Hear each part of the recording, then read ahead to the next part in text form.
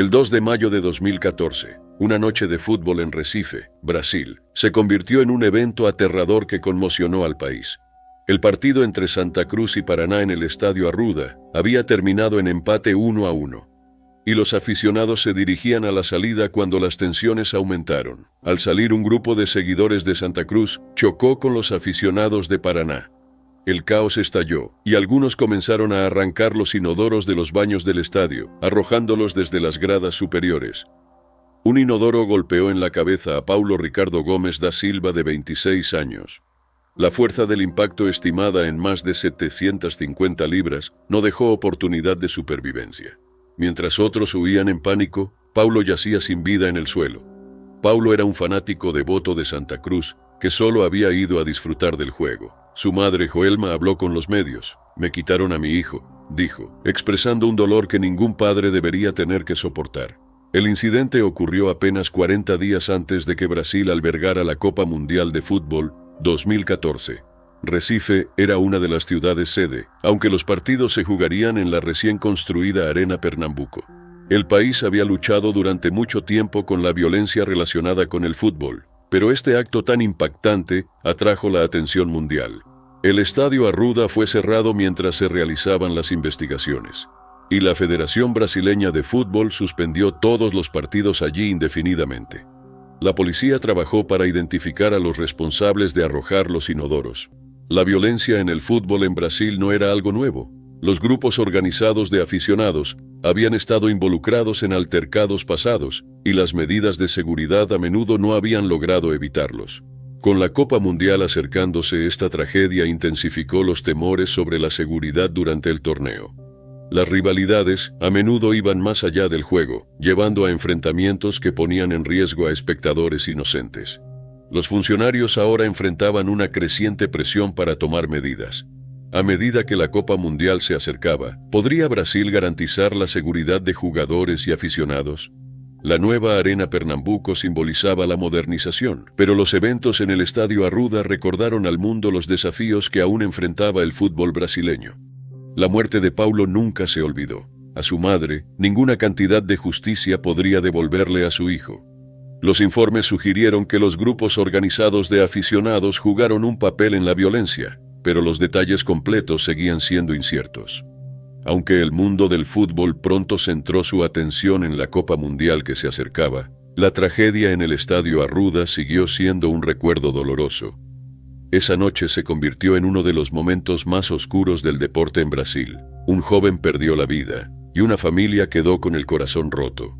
El deporte que había traído tanta alegría a Brasil, ahora estaba vinculado a una tragedia inimaginable.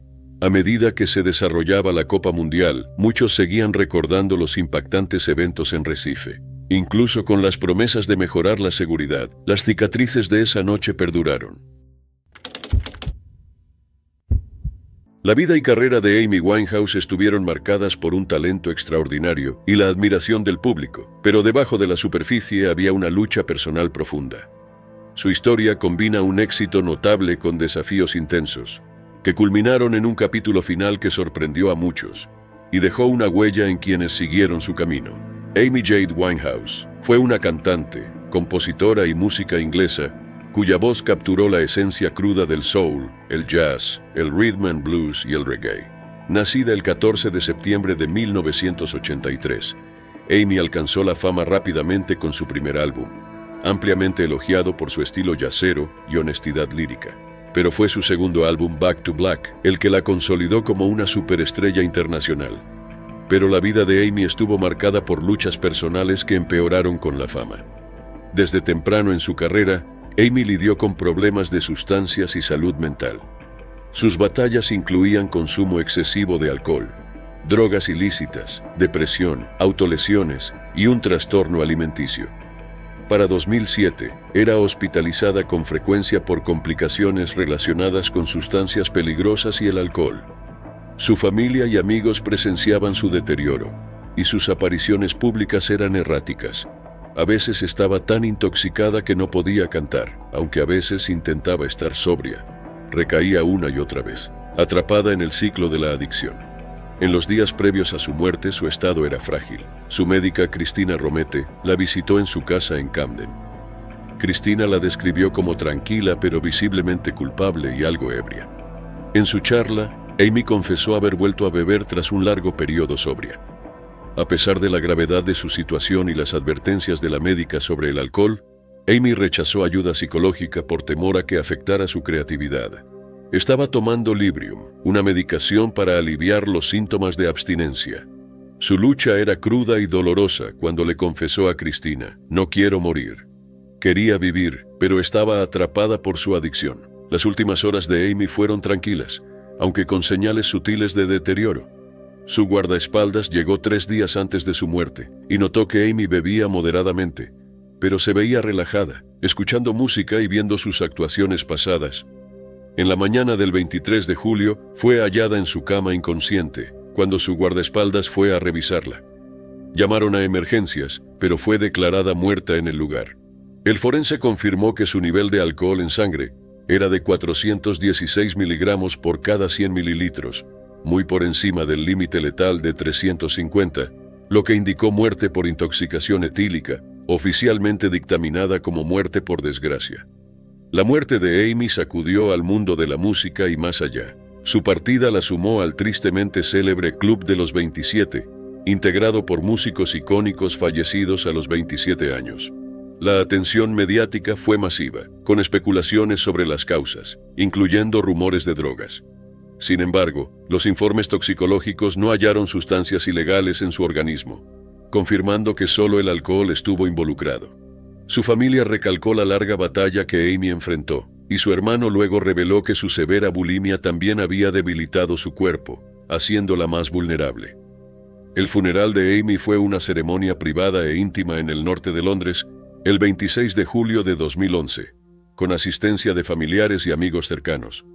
Su padre dio un emotivo discurso y los presentes cantaron So Far Away de Carole King, una de las canciones favoritas de Amy. Fue cremada y sus cenizas fueron enterradas junto a su abuela, simbolizando su vínculo eterno. El legado de Amy continúa a través de su música, que sigue siendo amada en todo el mundo. Pero más allá de premios y discos, sus últimos momentos nos recuerdan los peligros de la adicción. Sus últimas palabras a la doctora, expresando su miedo a morir, reflejan la realidad trágica que viven muchos en esa lucha: el deseo de vivir contra la fuerza devastadora de la adicción. En la mañana del 23 de octubre de 2023, Nicholas Hoymarks se preparaba para lo que debía ser un día rutinario en lo alto de las calles de Boston. Con 40 años, Nick llevaba años trabajando en alturas, suspendido a cientos de pies del suelo, pero ese martes se tornó trágico e inesperado. Lo que empezó como una tarea común de limpieza de ventanas terminó en un accidente catastrófico, mostrando los peligros del trabajo industrial en alturas extremas y las consecuencias devastadoras de una falla de equipo. Nick vivía en East Weymouth con su pareja Kristen y sus 2 hijos pequeños. Padre dedicado, equilibraba las exigencias de su familia con el trabajo físico de limpiador de ventanas, una labor que requería precisión, valor y confianza en los sistemas de seguridad. Sus colegas lo describían como experimentado y confiable, alguien que comprendía los riesgos de trabajar en rascacielos y afrontaba cada día con cuidado. Fuera del trabajo, Nick era conocido por su entrega a sus hijos y por brindar estabilidad en un hogar con recursos limitados, dependiendo de su oficio para sostenerlos. Aquella mañana, Nick se presentó en el número 100 de Summer Street, una torre de 32 pisos y 450 pies en el distrito financiero de Boston, para limpiar el exterior. Subió a su silla Bosun, confiando en múltiples líneas de seguridad contra caídas. Imágenes posteriores registraron el instante del desastre. Mientras se preparaba para iniciar, la línea que sujetaba su arnés se partió de forma inesperada. En una falla devastadora, también cedió una segunda línea de vida, dejándolo sin protección a gran altura. Golpeó con fuerza el parapeto del edificio, causando daños visibles, antes de continuar la caída hasta el suelo. Su equipo de seguridad y herramientas fueron hallados en el lugar. El accidente ocurrió poco antes de las 8 de la mañana, generando la inmediata intervención de la policía de Boston, investigadores y la Fiscalía del Condado de Suffolk, que acordonaron el área mientras llegaban los servicios de emergencia. Las investigaciones de la Administración de Seguridad y Salud Ocupacional, OSHA, concluyeron que Sky Safety Inc., la empresa de limpieza de ventanas de Massachusetts que empleaba a Nick, había cometido múltiples violaciones de seguridad. La compañía fue citada por 2 infracciones intencionales, 4 graves y 2 repetidas vinculadas al mantenimiento del equipo y a la capacitación del personal. OSHA señaló que Sky Safety tenía antecedentes bajo su nombre anterior, High Rise Inc., con incidentes en 2013 y 2019 relacionados con cuerdas dañadas y falta de protección en los sistemas de descenso ante bordes filosos. Los administradores regionales remarcaron que los empleadores deben garantizar formación completa en la inspección del equipo anticaídas y en el mantenimiento de sistemas de descenso por cuerdas, sobre todo cuando los empleados trabajan a alturas extremas.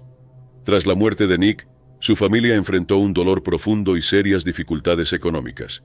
Con Kristen asumiendo toda la responsabilidad de los 2 niños, familiares organizaron recaudaciones para cubrir los gastos del funeral y brindar apoyo básico. Compañeros y otros limpiadores de ventanas rindieron homenaje, reconociendo los riesgos de la profesión y lamentando la pérdida de un padre dedicado y un trabajador hábil.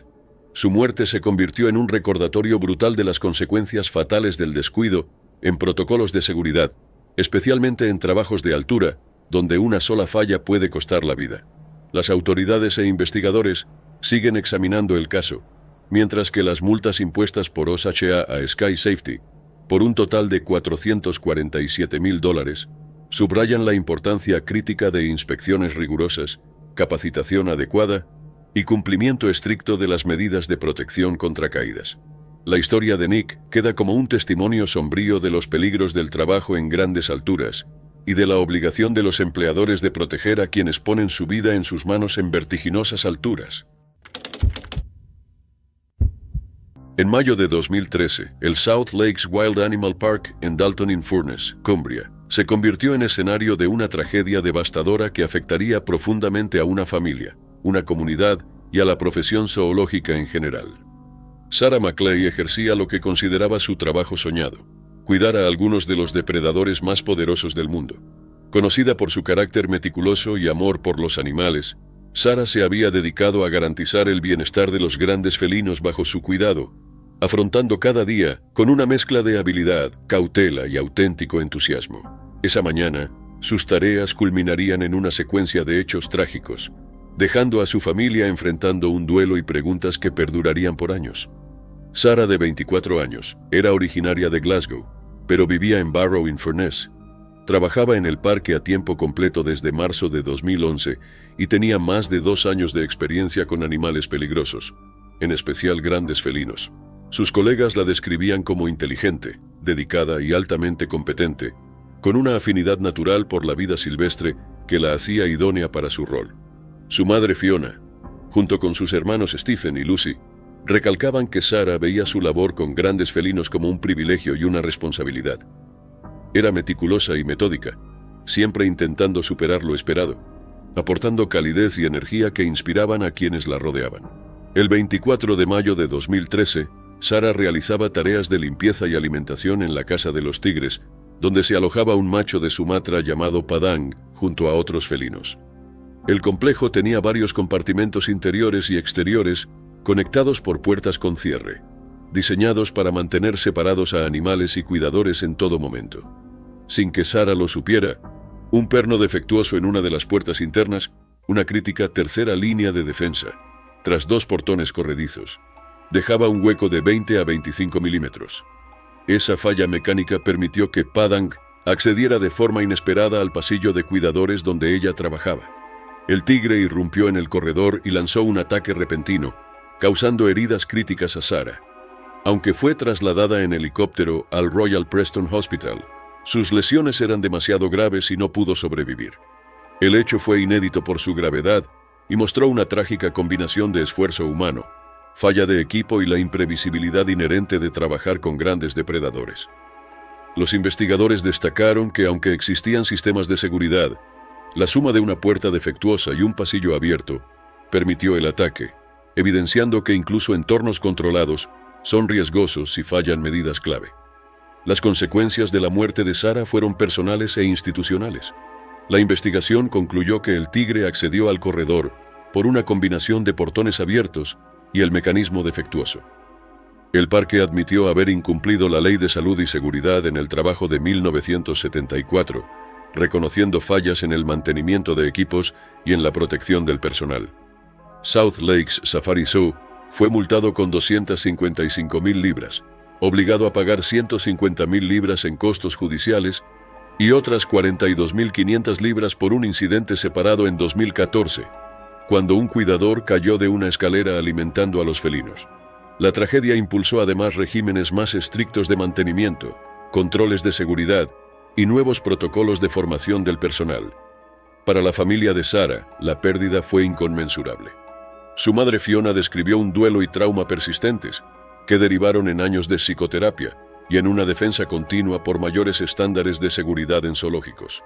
Sus hermanos expresaron tanto dolor como alivio al ver que el parque fue responsabilizado, confirmando que la muerte de Sarah no fue negligencia suya, sino fallas sistémicas del recinto. El hecho se volvió emblemático de los peligros de trabajar con animales salvajes peligrosos. En la tarde del 28 de julio de 2025 en Goodyear, Arizona, se transformó en una tragedia devastadora que sacudió a una comunidad local y dejó a una familia destrozada. Ronald Andrew Vaquera Jr., conocido como Ronnie, trabajaba como tantas veces antes, atendiendo con dedicación y destreza las exigencias de su oficio. Pero ese día, la línea entre lo rutinario y el desastre se cruzó de manera trágica, y las vidas de quienes lo conocían cambiaron para siempre. Con 44 años, era padre de 3 hijos y vivía para los momentos con ellos.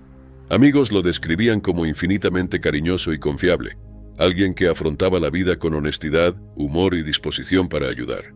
Sus colegas lo reconocían como trabajador y hábil. Para Ronnie, gran parte de su vida giraba en torno a su familia. Disfrutaba compartir con sus hijos, asistir a sus actividades y apoyar sus intereses, a menudo llamándolos su mayor pasatiempo y alegría. Era muy apreciado en la comunidad y entre amigos. Ese lunes, Ronnie trabajaba en una zanja abierta en una obra cerca de Citrus y Lower Buckeye Roads. El suelo cedió, haciendo que las paredes colapsaran y lo atraparan bajo tierra. Sus compañeros corrieron a desenterrarlo, pero el terreno era inestable, y al retirar una capa, caía más tierra, volviendo el rescate sumamente riesgoso. Bomberos de Goodyear llegaron en 6 minutos tras la llamada inicial y lo hallaron totalmente sepultado. Las labores se complicaron aún más por líneas de gas, agua y electricidad cercanas, requiriendo equipo especializado y extrema precaución.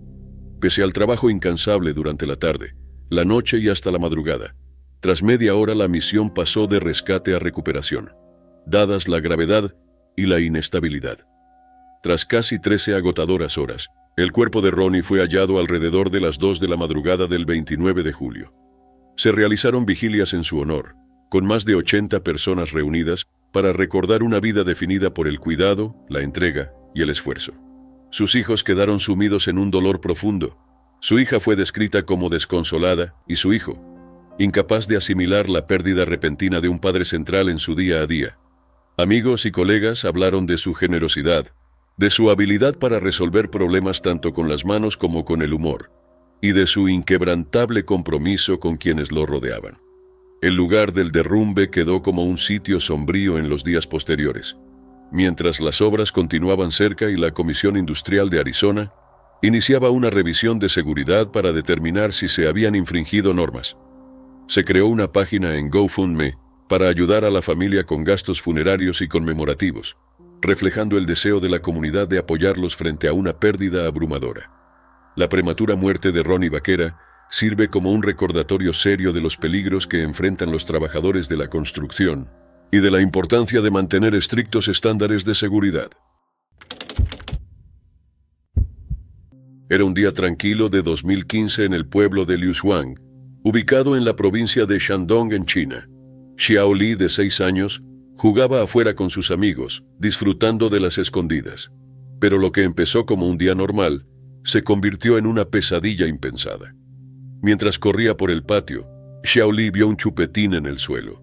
Parecía que alguien lo había dejado ahí. Lo levantó, le quitó el envoltorio y se lo llevó a la boca. Parecía un caramelo como cualquier otro, pero no lo era. Estaba cubierto con una sustancia llamada tetramina. La tetramina o TETS es una toxina extremadamente peligrosa, usada a veces en raticidas ilegales. Incluso en cantidades mínimas puede causar daños severos. Ataca el sistema nervioso y los órganos con rapidez y puede matar con apenas entre 7 y 10 miligramos. Aunque fue prohibida en muchos países desde 1984, todavía circula en el mercado negro, incluso en algunas zonas de China. Después de comer el chupetín, Xiaoli volvió a jugar. Pero poco después, sus amigos lo oyeron caer detrás de unos arbustos. Al acercarse, encontraron una escena aterradora. Xiaoli estaba inconsciente y pálido. Sangraba por los ojos, la nariz, los oídos y la boca. El padre de Xiaoli, Jin Xue, lo encontró apenas respirando en el patio y lo llevó de urgencia al hospital del condado de Huye. Aunque actuaron rápido, el veneno ya había dañado sus órganos y su sangre se volvió oscura. Fue trasladado luego al hospital afiliado a la escuela médica de Jining para un mejor tratamiento. Los médicos hicieron todo lo posible durante 2 días. Pero a pesar de los esfuerzos, Xiaoli falleció. Los análisis confirmaron la causa. El chupetín tenía tetramina. No fue un accidente. Alguien había colocado ese dulce envenenado a propósito. Además, hallaron más chupetines envenenados en el patio, lo que llevó a la policía a creer que alguien había dejado varios para que los niños los encontraran. Pero ¿cómo llegaron ahí? Los investigadores revisaron el lugar. El patio no era accesible desde la calle. Si alguien los hubiese arrojado por encima del cerco, se habrían roto. Eso indicaba que alguien entró caminando y los colocó con cuidado. Fue un acto premeditado. La policía empezó a investigar si alguien tenía algún conflicto con la familia. Alguien había querido hacerles daño, pero a pesar de una búsqueda profunda, nunca encontraron al responsable. El caso generó preocupación por el hecho de que una sustancia como la tetramina aún pueda conseguirse. Aunque está prohibida, sigue disponible en mercados ilegales. Las autoridades intentan frenar su circulación, pero casos como este demuestran cuán grave es el problema. Lo que vuelve tan desgarrador el caso de Xiaoli es que no tenía cómo saberlo. Solo era un nene jugando al aire libre. El caramelo parecía inofensivo. Pensó que había tenido suerte. En cambio, fue su final. Su padre cargará con ese dolor el resto de su vida. El pueblo entero acompañó el duelo, conmocionado por lo ocurrido. Un solo chupetín cambiólo todo. La investigación sigue abierta. Las autoridades no saben quién fue ni por qué lo hizo, pero el vacío que dejó Xiaoli es irreversible. Su muerte es una historia dolorosa que sigue marcando a su familia y su comunidad. Es un recordatorio de que incluso lo más simple puede esconder un peligro. ¿Quién hizo esto y por qué? Era el 31 de julio de 2017 en Vladivostok, Rusia. Olga Pronina, una madre soltera de 40 años y peluquera, iba a gran velocidad en su BMW S1000RR por la ciudad. En redes era conocida como Mónica-9422, seguida por más de 200.000 personas. Para sus fans, era más que una motociclista. Olga pasó años convirtiéndose en la motociclista más famosa de Rusia. Su Instagram estaba lleno de acrobacias arriesgadas. Ir parada sobre el asiento, inclinarse a alta velocidad o beber con sorbete mientras manejaba, muchas veces con poca ropa. Representaba a una mujer segura. Empezó a andar en moto a los 21 años. Rápidamente fue más que un hobby. Una vez escribió que andar le daba fuerza y la ayudaba en momentos duros. Le hacía sentir viva y le daba algo a qué aferrarse en las crisis. Sus videos eran intensos y peligrosos. En uno manejaba de costado con un vestido, lanzando un beso a la cámara. En otro iba parada mientras corría. Aunque advertía no imitarla, seguía desafiándose. En un post contó que andar a más de 120 millas por hora con una mano era difícil, pero le daba la adrenalina que buscaba. Sus fans la admiraban por su osadía. Algunos la llamaban la motociclista más atractiva de Rusia. Pero no todos apoyaban su estilo. Eduard Kazanov, jefe de una escuela de manejo local, la criticó por ignorar reglas básicas de seguridad. Dijo que muchas veces no usaba el equipo adecuado y manejaba en lugares no controlados. Era cierto que aunque usaba casco, a menudo evitaba otra ropa protectora. Prefería rutas abiertas, no pistas cerradas. Para ella ese riesgo era parte de la experiencia. Esa tarde el clima era claro y la ruta estaba seca. Olga salió de nuevo con su moto. En algún momento del trayecto perdió el control. Testigos dijeron que chocó contra una barrera lateral. El impacto fue tan fuerte que la moto se partió. Una rueda terminó a más de 600 metros. Olga murió en el acto. Cuando llegaron la policía y los médicos, confirmaron su identidad. No había señales de que intentara frenar o esquivar. Su celular que solía usar para grabarse no estaba en el lugar. Algunos creen que pudo estar filmando en ese momento, pero no se sabe con certeza. Unos 20 minutos después llegó un amigo. Reconoció su moto destruida bajo el guardarraíl. El casco estaba muy dañado, pero no fue suficiente para salvarla. Luego dijo que era muy hábil, pero siempre tomaba riesgos. Olga dejó a una hija de 16 años, que vivía con sus abuelos. Aunque compartía mucho de su vida en moto, su vida privada era reservada. Los cercanos sabían cuánto amaba a su hija. La noticia de su muerte se esparció rápido. Fans y motociclistas le dejaron homenajes en redes. Algunos subieron fotos, otros escribieron mensajes como «Descansa en paz». El acróbata australiano Lucky Luke dijo que era desgarrador perder a alguien haciendo lo que amaba. Valery Volodarsky, líder del club ruso Samuráis, elogió su valentía y pidió respetar las leyes de tránsito. Olga siempre aceptó los riesgos de andar. Decía que las motos exigían disciplina y no eran para quienes no estaban listos para el peligro. A menudo decía que su moto era fuente de paz y fuerza, algo que la ayudaba a escapar de los problemas. Una vez escribió que la amaba porque perdonaba sus locuras. Le agradecía por mejorar sus noches solitarias y darle libertad. Pero ese día de verano en Vladivostok, lo que le daba sentido se volvió la razón por la que nunca volvió a casa. Era el 10 de marzo de 1996 en Mesquite, Nevada. Sherman Dwayne Butch Laswell, acróbata de motos de 37 años, estaba junto a su Honda CR500 frente al hotel y casino Oasis. Buscaba romper su propio récord mundial saltando un puente peatonal de 38 pies de alto. Más de 10 pies más que su mejor marca anterior. Miles de personas se reunieron y había representantes de Guinness. Pero minutos después, Laswell yacía inmóvil en el suelo. Nacido el 12 de octubre de 1958 en Las Vegas y criado en Overton, Nevada, Laswell creció idolatrando a Evel Knievel. A los 12 ya saltaba el auto familiar en bicicleta. A los 15 tuvo su primera moto. 2 años después, fue uno de los mejores corredores del desierto en Nevada, aunque le importaban más las acrobacias que las carreras. En 1981, saltó 180 pies por el aire con una Maiko 440, rompiendo el récord previo de 176. Ese éxito lo llevó a dejar las carreras y dedicarse solo a acrobacias. Diseñaba sus rampas, creaba sus trucos y apareció en un comercial de la Guardia Costera de Estados Unidos y en el programa That's Incredible, donde batió un récord de caballito. En 1992, hizo el salto más alto de rampa a rampa con 41 pies en el Hotel Vacation Village. También participó en el Globo de la Muerte del Riviera en Las Vegas, donde manejaba dentro de una jaula de acero rodeado de fuego y láseres. Él mismo ayudó a construir ese globo. Su mezcla de show y técnica lo hizo destacar. Para 1996 quería entrar en el cine. Ese salto en Mesquite era su oportunidad. El plan era lanzarse desde una rampa de 27 pies a 70 millas por hora, pasar sobre el puente de 38 pies y aterrizar en otra rampa de 27 pies, a 120 pies de distancia. El problema, la rampa de aterrizaje tenía solo 12 pies de ancho y no se veía hasta estar en el aire.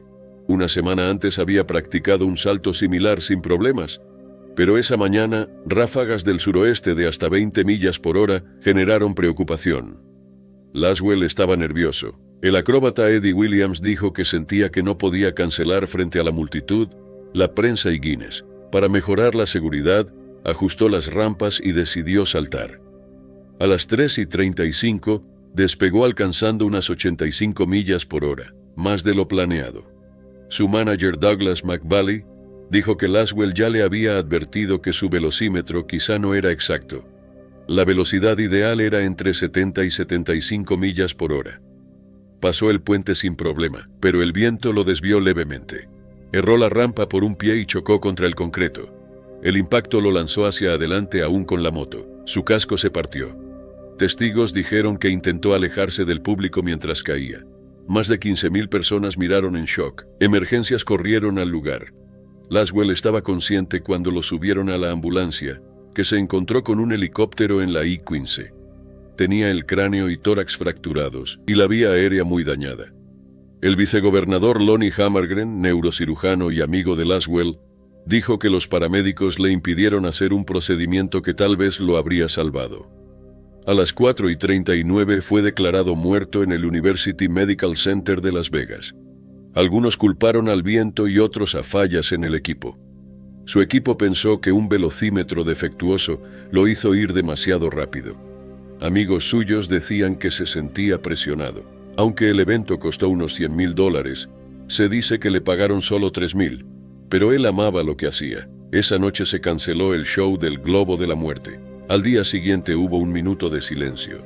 El puente fue renombrado como Butch Laswell Walkway. Su salto final salió en la película Navajo Blue. Laswell había hecho más de 6,000 saltos sin accidentes graves. Amigos y familia lo recuerdan no solo como acróbata, sino como un soñador que se atrevió a arriesgar. Pensó que se había salido con la suya, pero justo cuando Joseph McKinnon terminaba lo que había comenzado, algo más ocurrió. Al final, no fue la policía ni los vecinos quienes lo detuvieron, fue el karma. Joseph McKinnon, de 60 años, vivía en el tranquilo pueblo de Trenton, Carolina del Sur, con su pareja de mucho tiempo, Patricia Ruth Dent, de 65 años. Una presencia discreta en la pequeña comunidad, Joseph no dio motivo alguno para sospechas. No hubo incidentes conocidos de violencia doméstica en su residencia, ni llamadas a la policía, ni señales que indicaran los sombríos eventos que se desarrollarían una mañana de sábado en mayo. Esa mañana, mientras los vecinos veían a Joseph trabajando en el jardín, pocos lo pensaron dos veces. Le dijo a uno de ellos que el hoyo que estaba cavando era para una fuente de agua. A medida que avanzaba el sábado, Patricia no se presentó a su trabajo en el campo de golf Mount Vintage. Conocida por su fiabilidad, su ausencia generó preocupación inmediata.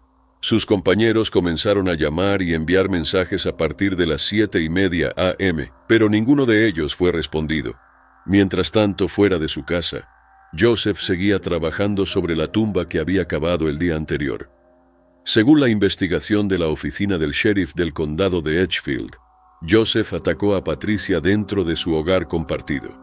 Había señales de una lucha, evidencia de sangre que luego se confirmó como suya, y señales de que la casa había sido limpiada recientemente. Patricia había sido golpeada en la cara, aunque la autopsia luego confirmó que la causa de su muerte fue estrangulamiento. Después de matarla, Joseph ató su cuerpo con cinta, lo envolvió en bolsas de basura negras y lo arrastró por la casa hasta su camión, que permanecía estacionado en el jardín. Desde allí condujo el cuerpo hasta el jardín trasero, donde lo esperaba el hoyo poco profundo. Joseph casi terminaba de enterrar a Patricia cuando todo se vino abajo. Los vecinos lo vieron tirado inmóvil en el jardín poco antes de las 10 a.m., lo que generó una llamada a los servicios de emergencia. Un vecino intentó hacerle respiración artificial antes de que llegaran los primeros auxilios, pero cuando los oficiales y los equipos médicos llegaron al lugar, Joseph ya estaba muerto. Sin señales inmediatas de trauma, las autoridades sospecharon inicialmente que se trataba de una causa natural, que luego se confirmó como un evento cardíaco. Con Patricia aún desaparecida, los oficiales comenzaron a registrar la propiedad con más detalle.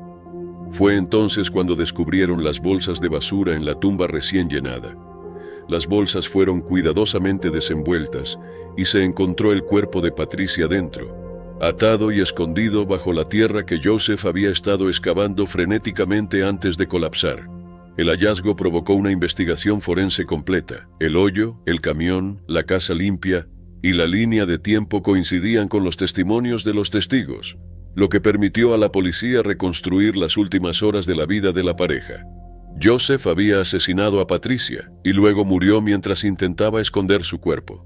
Los residentes del pueblo de Trenton expresaron shock, incomodidad y tristeza.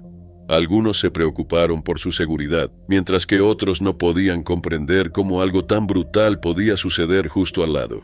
Entre los devastados estaba la hermana gemela de Patricia, Pamela Briggs, quien describió a su hermana como energética, amable y querida por todos los que la conocían. Según Pamela, Una parte de ella se había ido para siempre, llevada en un momento de violencia que nadie había anticipado. Al final, el intento de Joseph McKinnon de encubrir un asesinato no fue detenido por intervención, sino por el fracaso de su propio corazón. El 8 de julio de 1999, cerca de Ojai, California, Charles Pitt Conrad, exastronauta de 69 años, viajaba en su motocicleta Harley Davidson de 1996 por la autopista 150. Lideraba un grupo que incluía a su esposa, Nancy, y algunos amigos cercanos. Se dirigían a Monterrey para un viaje relajado. Pitt iba al frente, disfrutando de las curvas del camino. Fue piloto de pruebas, aviador naval y uno de los astronautas más experimentados de la Administración Nacional de Aeronáutica y del Espacio. Voló al espacio en 4 ocasiones, caminó sobre la Luna durante la misión Apolo 12 y lideró una misión crucial para salvar la estación espacial Skylab. Al tomar una curva suave a unas 3 millas al este de Ojai, Pitt perdió el control de su motocicleta. Conducía con precaución, llevaba casco y equipo de protección, pero la moto resbaló y cayó al pavimento. Pitt estaba consciente y podía hablar, por lo que al principio las lesiones no parecían graves. Fue trasladado al hospital del Valle de Ojai, pero en pocas horas los médicos detectaron lesiones internas en el área del pecho y el abdomen, pero falleció 5 horas después del accidente. La Administración Nacional de Aeronáutica y del Espacio bajó sus banderas a media asta en Florida y Texas. Muchos recordaron a Pitt no solo como un astronauta hábil, sino también como alguien lleno de vida y humor. Pitt Conrad nació en Filadelfia el 2 de junio de 1930. Desde niño, construía modelos de aviones y trabajaba en un aeródromo local para pagar sus lecciones de vuelo. Voló solo a los 16 años, aunque luchó con la dislexia. Se graduó en Ingeniería Aeronáutica en Princeton. Fue el primer graduado de la Ivy League en convertirse en astronauta. Se unió a la Marina, se convirtió en piloto de combate y se entrenó como piloto de pruebas en Patterson River. Se unió a la Administración Nacional de Aeronáutica y del Espacio en 1962. Su primer vuelo espacial fue en Gemini 5 con Gordon Cooper. Esa misión de 8 días demostró que las personas podían sobrevivir el tiempo suficiente en el espacio para llegar a la Luna. Su segunda misión, Géminis 11, rompió récords al alcanzar la órbita terrestre más alta hasta entonces, a 850 millas de altitud. Luego vino el Apolo 12 en 1969, solo 4 meses después del histórico paseo de Neil Armstrong. Pitt se convirtió en el tercer hombre en la Luna. Él y Alan Bean aterrizaron en un lugar llamado Océano de las Tormentas. Pitt se mantuvo alegre mientras recolectaba rocas lunares. Pasaron 31 horas en la Luna y trajeron de vuelta 75 libras de material. También recogieron piezas del Surveyor 3, una sonda robótica que había aterrizado anteriormente. Su sitio de aterrizaje a 600 pies del Surveyor demostró que los astronautas podían aterrizar con gran precisión. En 1973, Pitt lideró la misión Skylab 2. Skylab había sufrido daños antes del lanzamiento. Pitt y su equipo lograron reparar el sobrecalentamiento y los paneles solares atascados, salvando la estación espacial. Permanecieron en órbita durante 28 días, estableciendo un nuevo récord de resistencia. Después de retirarse de la Administración Nacional de Aeronáutica y del Espacio y la Marina ese mismo año, Pitt trabajó en el sector privado. Apoyó los primeros esfuerzos en televisión por cable y más tarde contribuyó a proyectos aeroespaciales. Amaba los autos, motos, botes y una vez dijo que disfrutaba de cualquier cosa que se mueva. También se preocupaba por inspirar a las generaciones más jóvenes. Incluso ayudó a crear un personaje de cómic llamado Comandante Pitt. Pitt fue enterrado en el Cementerio Nacional de Arlington con todos los honores. Willie Nelson interpretó a Amazing Grace en el servicio. La Administración Nacional de Aeronáutica y del Espacio plantó posteriormente un árbol en su memoria en el Centro Espacial Johnson. A petición de Pitt, ese árbol se ilumina con luces rojas cada Navidad. Lo que debía ser un vuelo nocturno sin incidentes de Moscú a Hong Kong, se convirtió en uno de los desastres aéreos más escalofriantes de la historia. El vuelo 593 de Aeroflot partió del Aeropuerto Internacional Sheremetyevo el 23 de marzo de 1994, con 75 personas a bordo de un Airbus A310, rumbo al aeropuerto Kai Tak. Operado por Russian International Airlines, la mayoría eran ciudadanos rusos, incluyendo unos 30 empleados de la aerolínea con sus familias, además de algunos empresarios de Hong Kong y Taiwán. En la cabina estaban el capitán Andrei Danilov, el primer oficial Igor Piskaryov y el capitán de relevo Yaroslav Kudrinsky, un piloto con más de 8.900 horas de vuelo. Kudrinsky también llevó a sus dos hijos Yana y Eldar en su primer viaje internacional. A mitad del vuelo, el avión cruzaba Siberia. El capitán Kudrinsky invitó a sus hijos a la cabina. Quería que experimentaran lo que era volar.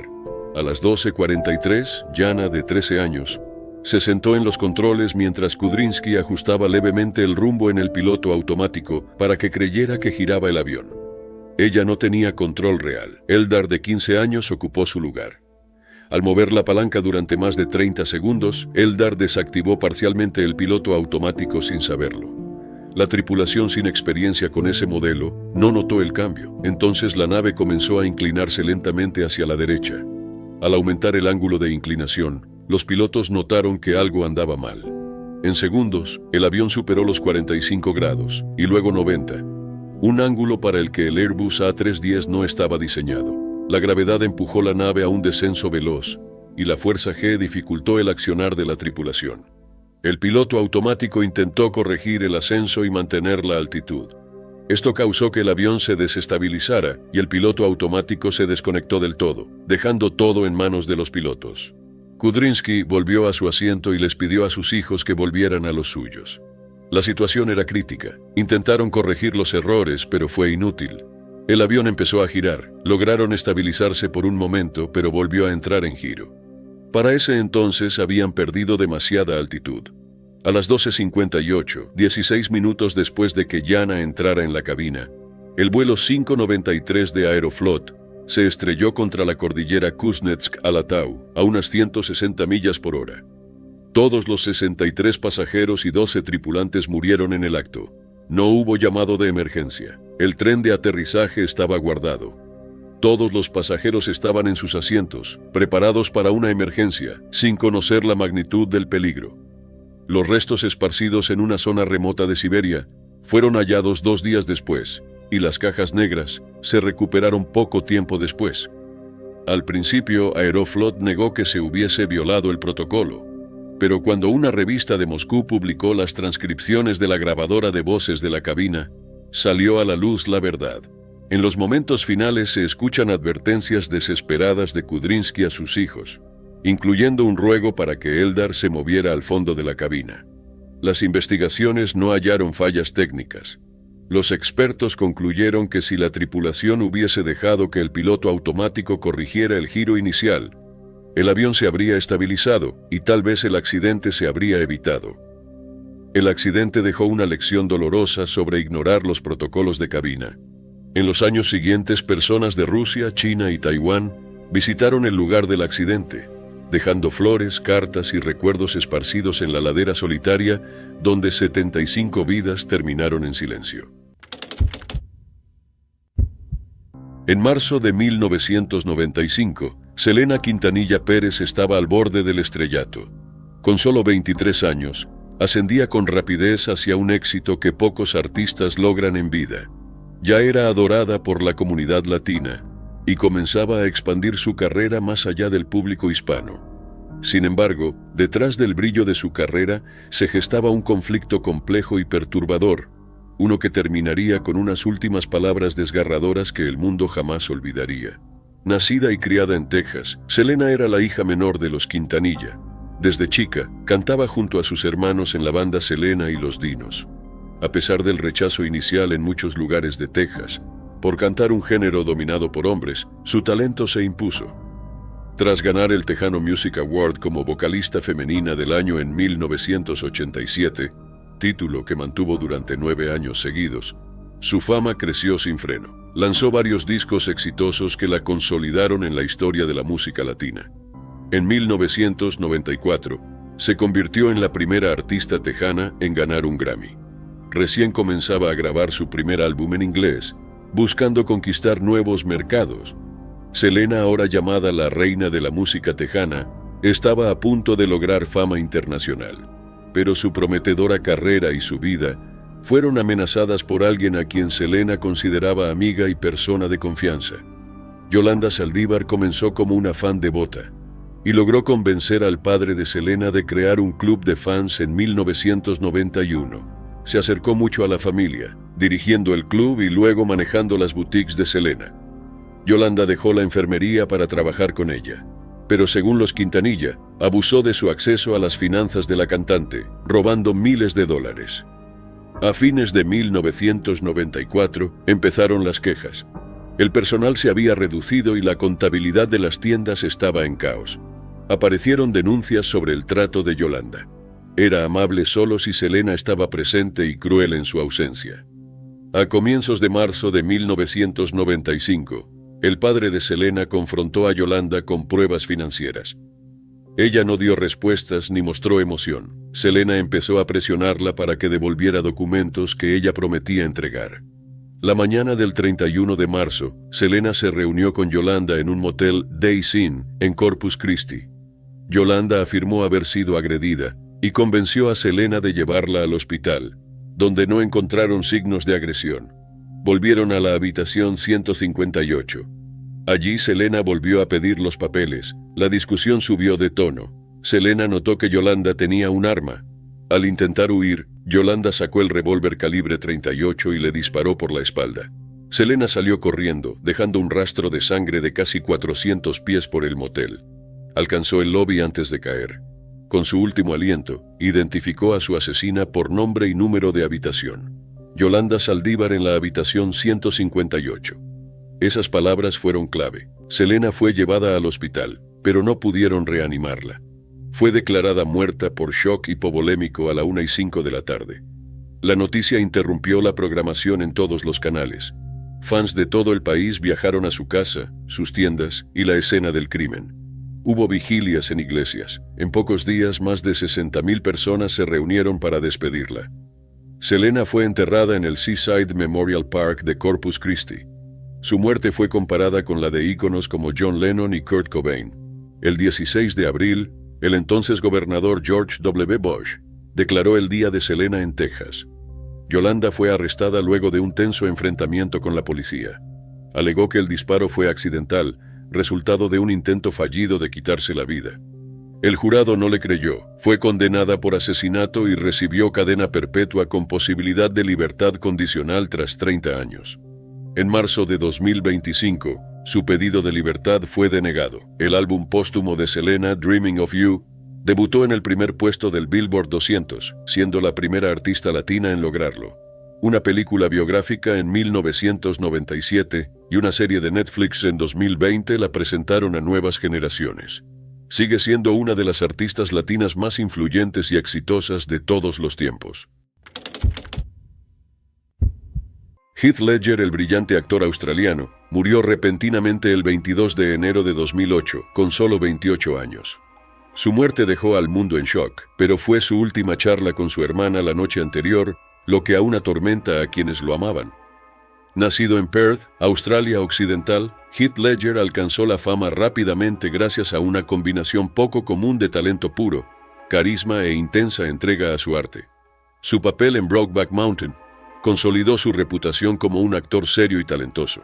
Su actuación le valió nominaciones al Oscar, BAFTA, Globo de Oro y el premio del Sindicato de Actores. Heath buscaba papeles desafiantes, se exigía creativamente, dirigía videoclips y soñaba con dirigir cine. Fuera de cámara era reservado, padre dedicado de Matilda, y quienes lo conocían lo describían como cálido, energético y lleno de ambición. En las semanas previas a su muerte, Heath filmaba The Imaginarium of Dr. Parnassus en Londres. Compañeros del set notaron que estaba enfermo, probablemente con una neumonía leve, y que se quejaba seguido de no poder dormir. Regresó a Nueva York en enero de 2008 aún enfermo, con el insomnio persistente. Heath tenía una lucha de años con el sueño y tomaba varios medicamentos recetados para el dolor, la ansiedad y el insomnio. La noche del 21 de enero habló con su hermana Kate desde su departamento en Manhattan. Ella le advirtió que no mezclara medicación. Heath, animado y entusiasmado por una reunión con Steven Spielberg al día siguiente, la tranquilizó. Katie, mira, voy a estar bien. Solo necesito dormir un poco. Fueron las últimas palabras que su familia escuchó de él. Al día siguiente, su ama de llaves y una masajista lo encontraron inconsciente. Los intentos por reanimarlo fallaron. Fue declarado muerto a las 3:36 de la tarde. La autopsia y los análisis revelaron que murió por una intoxicación aguda, causada por la combinación de 6 medicamentos: oxicodona, hidrocodona, diazepam, temazepam, alprazolam y doxilamina. La causa fue declarada como una reacción accidental fatal a estos fármacos. La noticia devastó a su familia, amigos y fans. Su padre Kim la describió como un golpe terrible. Kate contó que Heath estaba de buen humor y lleno de planes, que se sentía muy feliz y tenía grandes proyectos para su futuro. El duelo público fue inmediato. Multitudes se acercaron a su edificio en Soho, dejando flores y mensajes. Se realizaron homenajes tanto en Nueva York como en su ciudad natal, Perth. Su actuación en The Dark Knight cautivó al mundo. Ganó el Oscar a Mejor Actor de Reparto, entre otros premios, asegurando su legado como uno de los actores más talentosos de su generación. Pero para su familia, lo que permanece es el recuerdo de sus últimas palabras amorosas, el eco de un hijo y hermano que se fue demasiado pronto. Era el 9 de diciembre de 2024, una fría mañana de invierno en el condado de Lunenburg, Virginia. Lester C. Harvey Jr., de 58 años y 5 hijos, hacía algo que le apasionaba desde su niñez: cazar. Para Lester, la caza era un estilo de vida. Criado en la zona rural de Virginia, había pasado años perfeccionando sus habilidades como hombre de campo. Ese día Lester se unió a un grupo de cazadores que seguían a un oso negro. Siguieron con éxito al oso hasta un árbol, donde éste subió intentando escapar. Lo observaron desde una distancia, planeando su siguiente movimiento. Luego, cuando el grupo comenzó a retroceder, uno de los cazadores disparó. El oso herido perdió el agarre y cayó del árbol, aterrizando directamente sobre Lester, que se encontraba a unos 3 metros de distancia. El animal, que pesaba varios cientos de libras, lo golpeó con toda su fuerza. Los otros cazadores corrieron hacia Lester, tratando de ayudar, y llamaron a los servicios médicos. Los paramédicos llegaron y lo trasladaron a un hospital cercano. A pesar de ser transferido a 2 hospitales diferentes para su tratamiento, Lester falleció 4 días después, el 13 de diciembre. El Departamento de Recursos de Vida Silvestre de Virginia investigó el incidente y confirmó que las heridas de Lester fueron causadas por la caída del oso. Las autoridades determinaron que fue un trágico accidente y no se presentaron cargos. Sus seres queridos lo describieron como un hombre generoso, trabajador y siempre dispuesto a ayudar a los demás. Su obituario reflejó la profunda pérdida sentida por su comunidad, llamándolo un amigo de todos y alguien que nunca conoció a un extraño. Su hijo Josh compartió un emotivo tributo diciendo: «Papá estaba haciendo lo que más le gustaba, cazar conmigo y con algunos de sus mejores amigos cuando sucedió esto. Te amo, papá. Hicimos tantos recuerdos juntos, y estoy agradecido por todo lo que me enseñaste». Su hija Lindsay también expresó su dolor, llamándolo el trabajador más duro que conozco. El fallecimiento de Lester dejó un vacío en la vida de su esposa April, sus 3 hijos, 2 hijas y 8 nietos. Era un miembro activo de la Iglesia Metodista Unida Mount Carmel, y a menudo lo veían ayudando en eventos comunitarios. Su amigo cercano James Russell Hudson publicó un video tributo recordando a Lester como uno de los mejores. Habló sobre lo doloroso que fue perder a alguien tan querido, especialmente en la temporada navideña. La caza es una actividad que requiere una planificación cuidadosa y medidas de seguridad, pero ese día un giro inesperado de los acontecimientos llevó a la tragedia. La familia recordó su calidez, su arduo trabajo y el amor que tenía por su familia. Sus hijos y nietos seguirán las enseñanzas que les dejó, manteniendo su legado vivo. Era el 18 de enero de 2021 en Columbus, Ohio. Victoria Strauss, una estudiante de posgrado de 23 años en la Universidad Estatal de Ohio, acababa de terminar un día de estudio y se preparaba para volver a casa. Como muchos estudiantes, había estacionado en un garage local, uno que ya conocía. Pero esa noche algo salió muy mal. Victoria era conocida por ser ambiciosa y amable. Soñaba con ser terapeuta y ayudar a otros. Sus seres queridos la describían como cálida, brillante y siempre dispuesta a acompañar. Pero lo que parecía una noche normal terminó en tragedia. Cerca de las 11:30, Victoria estaba en la salida del garage, lista para pagar. Al intentar insertar su tarjeta, se le cayó afuera del auto. Lo que debía ser un pequeño contratiempo se convirtió en un accidente grave. Abrió la puerta y se inclinó para recoger la tarjeta. Pero al estirarse, su pie pisó sin querer el acelerador. El auto que estaba quieto se movió y chocó contra la cabina de pago. El golpe la atrapó entre la puerta abierta y la estructura. Su cabeza quedó comprimida y no pudo liberarse. Las cámaras de seguridad luego mostraron que quedó inmóvil dentro del vehículo. Pasaron horas antes de que alguien la encontrara. Un guardia en ronda la descubrió alrededor de las 5:40 de la mañana. Llamaron a emergencias, pero cuando llegaron ya era tarde. Victoria fue declarada muerta en el lugar. La policía confirmó que fue un accidente. No había otras personas involucradas, y el auto no se movió tras el impacto. Fue una cadena trágica de errores por un gesto mínimo. Sus seres queridos quedaron destrozados. Victoria estaba a pocas semanas de graduarse en trabajo social.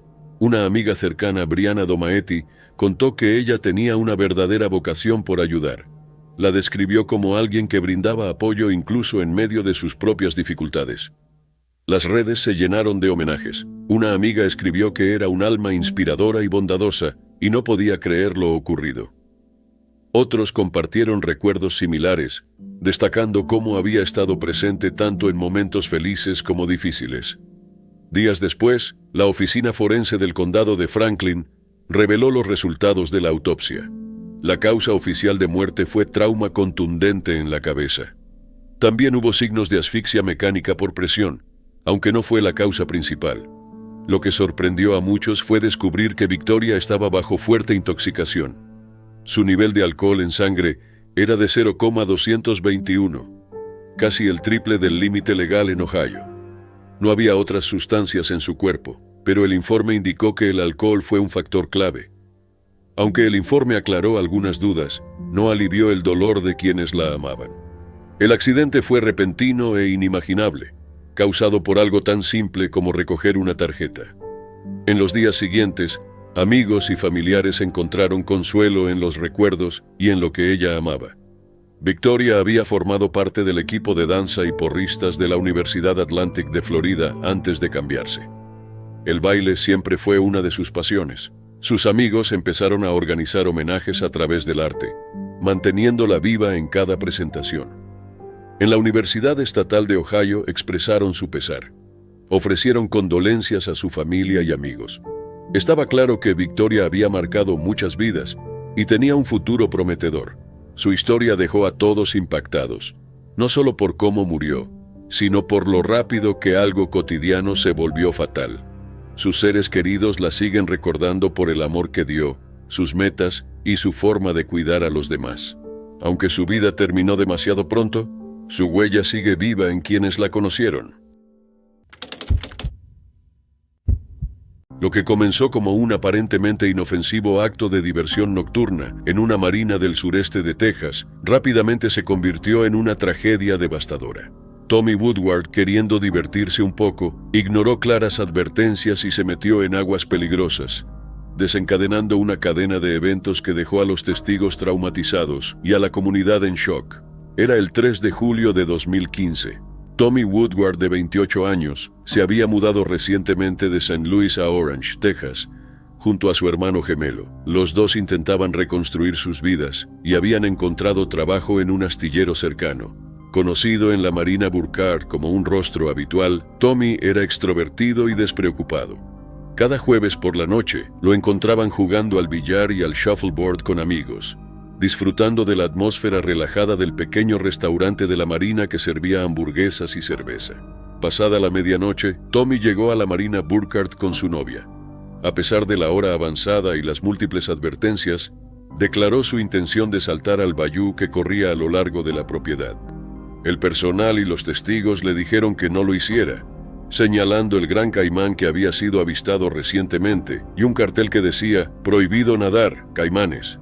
El cartel había sido colocado días antes, después de que los empleados notaran a un depredador de más de 3 metros de largo rondando la zona. Ignorando tanto el cartel como las advertencias verbales, Tommy se quitó la camisa y la billetera. Hizo un comentario despectivo sobre los caimanes y saltó al agua oscura. Según las autoridades y testigos, el ataque ocurrió casi de inmediato. Emergió una vez, gritando a su novia que saliera. Luego fue arrastrado hacia abajo, emergió boca abajo y fue arrastrado nuevamente bajo la superficie por el gigantesco caimán. Su novia había saltado al agua después de Tommy, o ya estaba allí, según relatos contradictorios de los testigos. Ella logró ponerse a salvo, temblando y gritando que un caimán lo había tomado.